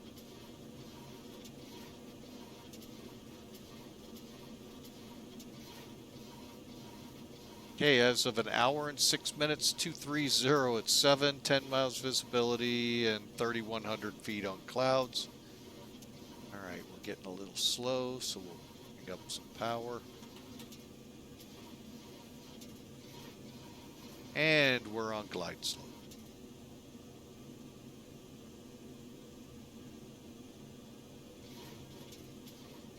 I think I see the runway, but let's get a little closer.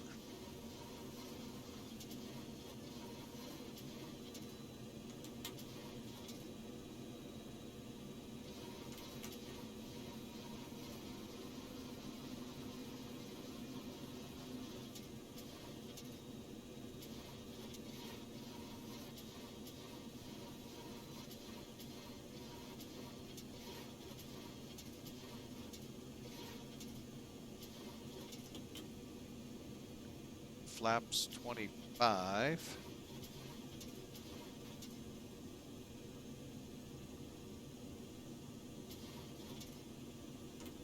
Go flaps 30, and we're cleared to land. 2 left.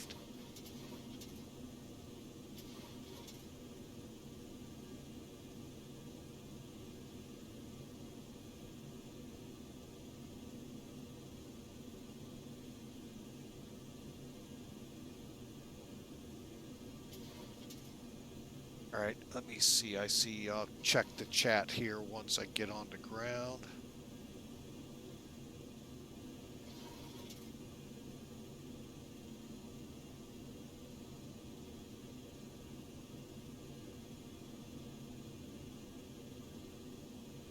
All right, it's going to play that way. No biggie.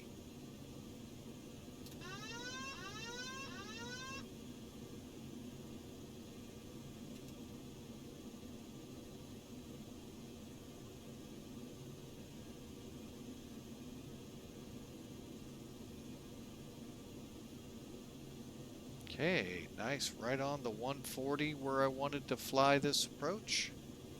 Thing looks dead on.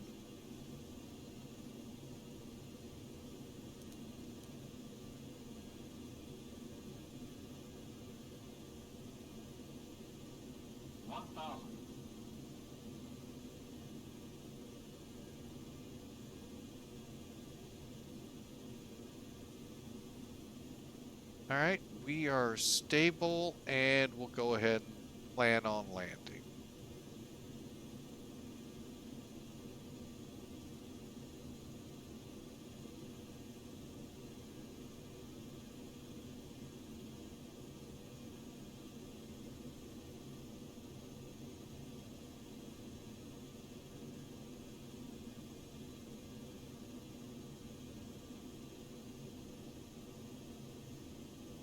Be right back. I gotta restart.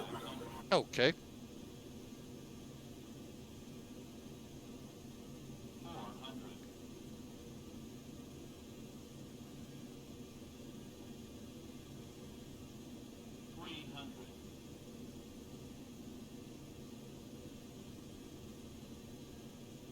Okay, 140. Boy, this is looking really nice, folks. See how badly I can botch it by the time we get there. 50, 40, 30, 20, 10.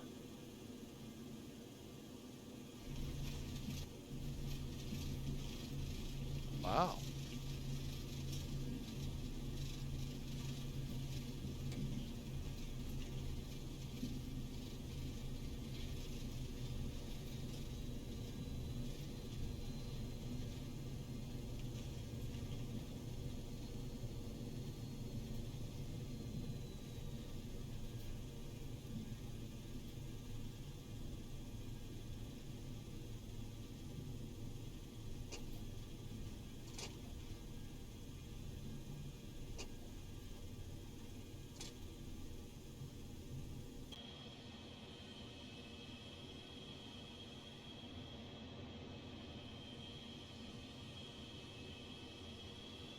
Oh, I was aiming to come off there, folks. I didn't realize that was a blast pad.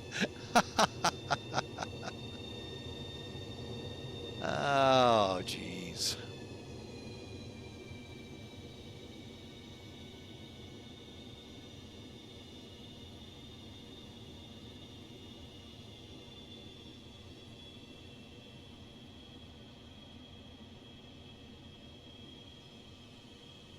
That's what I get for looking at the map. Overshot my turn.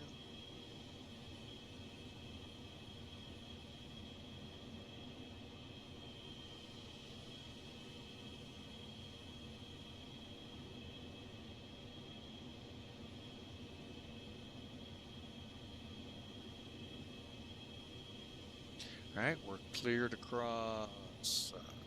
3-1 left. I'm going to tell you, folks, most aircraft here at JFK do not come all the way down here to take off. They usually start up around 2 right. That's quite a ways up. This is for like the heavies going to China, Japan, Far East.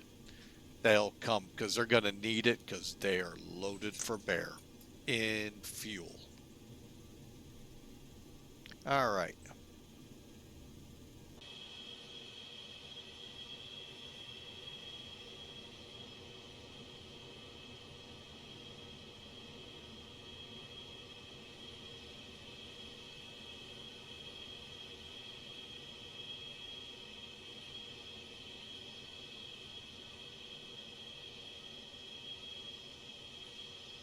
All right, folks, welcome into JFK. We got just a little bit of a taxi to deal with here. Hang on, let's get the spoilers down. Flaps are 0 and 0. We'll get disarmed. Strobes off and wing lights off. All right, so let's get on up here and get these peeps into the terminal. Hope y'all enjoyed the first leg today. Like I said, we're going to try something here where we actually shut the video. We're doing video as well. We're going to shut it down and then restart into the next flight. So we'll see how this works. I'm trying different things to try to get things to work a little better for us.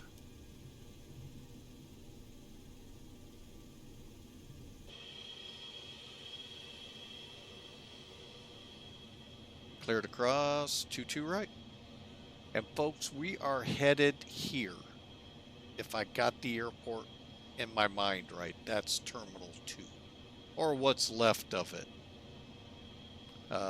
FlyJSims have pretty well, as the real one was gotten rid of, so have they gotten rid of it. The world port. I'm back. Ah, welcome back, sir. All right. Yeah, it's a shame they got rid of the world port. I know, pretty sure FSX had it, but don't quote me on that, folks. It's been way too long since I've flown that animal. I know a Century of Flight had it. Just loved that terminal. It was just so cool to park under. If you didn't know, in the days when that terminal was first built, back in the 50s, 60-ish time frames, they would actually pull under this big rotunda. That's what shielded the people from the elements here. And you boarded and deplaned under that, and then they would, you know, just fire up and turn around and go out. Then the advent of those things we now take for granted, called jetways, jet bridges, you have your own names for them, came about. And then slowly the need for that rotunda obviously would not be needed. However, they kept it for quite a while. Delta did. And eventually it got, well, it all went away. This whole area, including this, is gone. Not sure what we're going to see there, but they've got something planned.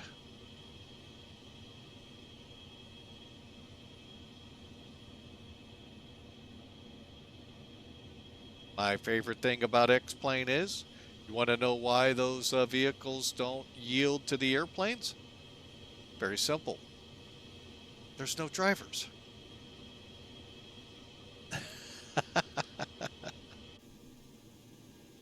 Pay attention to them. There's no drivers.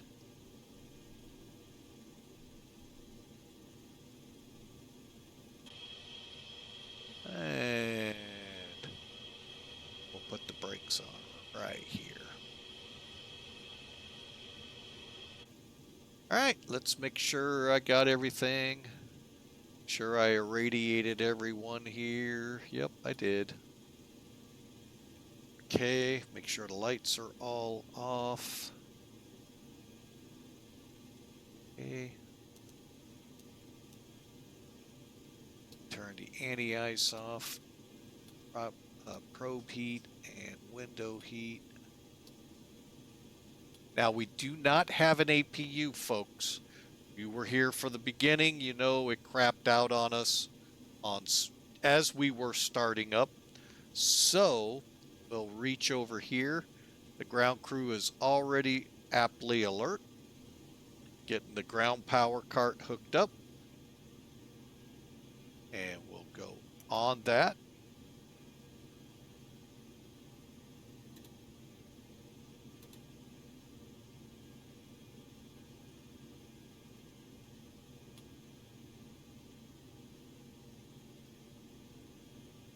All right.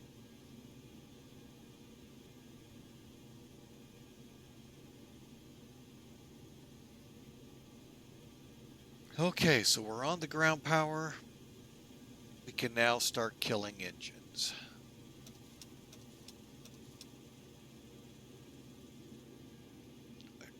Exterior, and it is connected. Okay.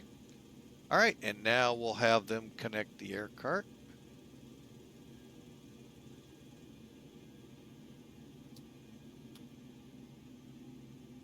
And they'll start working on the jet bridge. Of course, there's more than one. Why would I expect anything less? Now, what was cool about this SAM program, there was a couple times, folks, and I think it's changed, where I could actually get both hooked into like a 747. Can't do that anymore. Bummer, I know.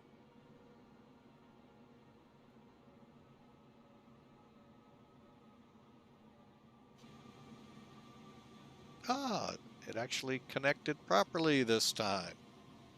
When you get the green light, folks, it hooked in properly. Otherwise, it didn't work. Okay, Shift F1 brings down your rear stair. And folks, we are in the blocks here. Beacon. Seatbelts. Oh. Trying to figure out why are those still on. All right, everything looks good here. Now, we saw butter on the screen. Let's see how that translated.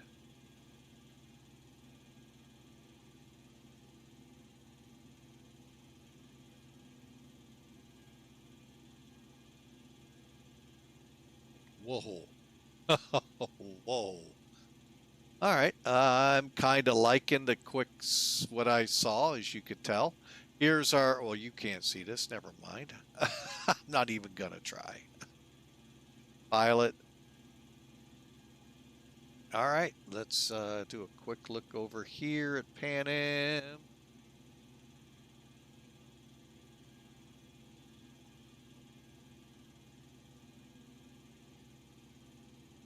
$148 feet a minute over a PanAm virtual. Again, folks, if you'd like to be a part of this virtual airline, it is kind of on the newish side, about a year or two. I've been with it, and really a great airline. Love for you to come over.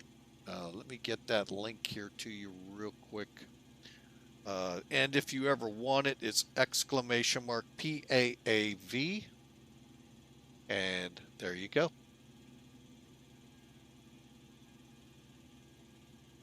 All right, so let's take a look here. Sim toolkit.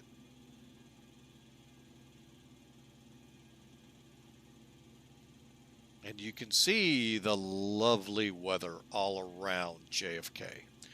Loaded in 53 feet a minute. Wow. Take it any day of the week. Wow, that actually did feel pretty good though. All right, let's take a look at the specs on it.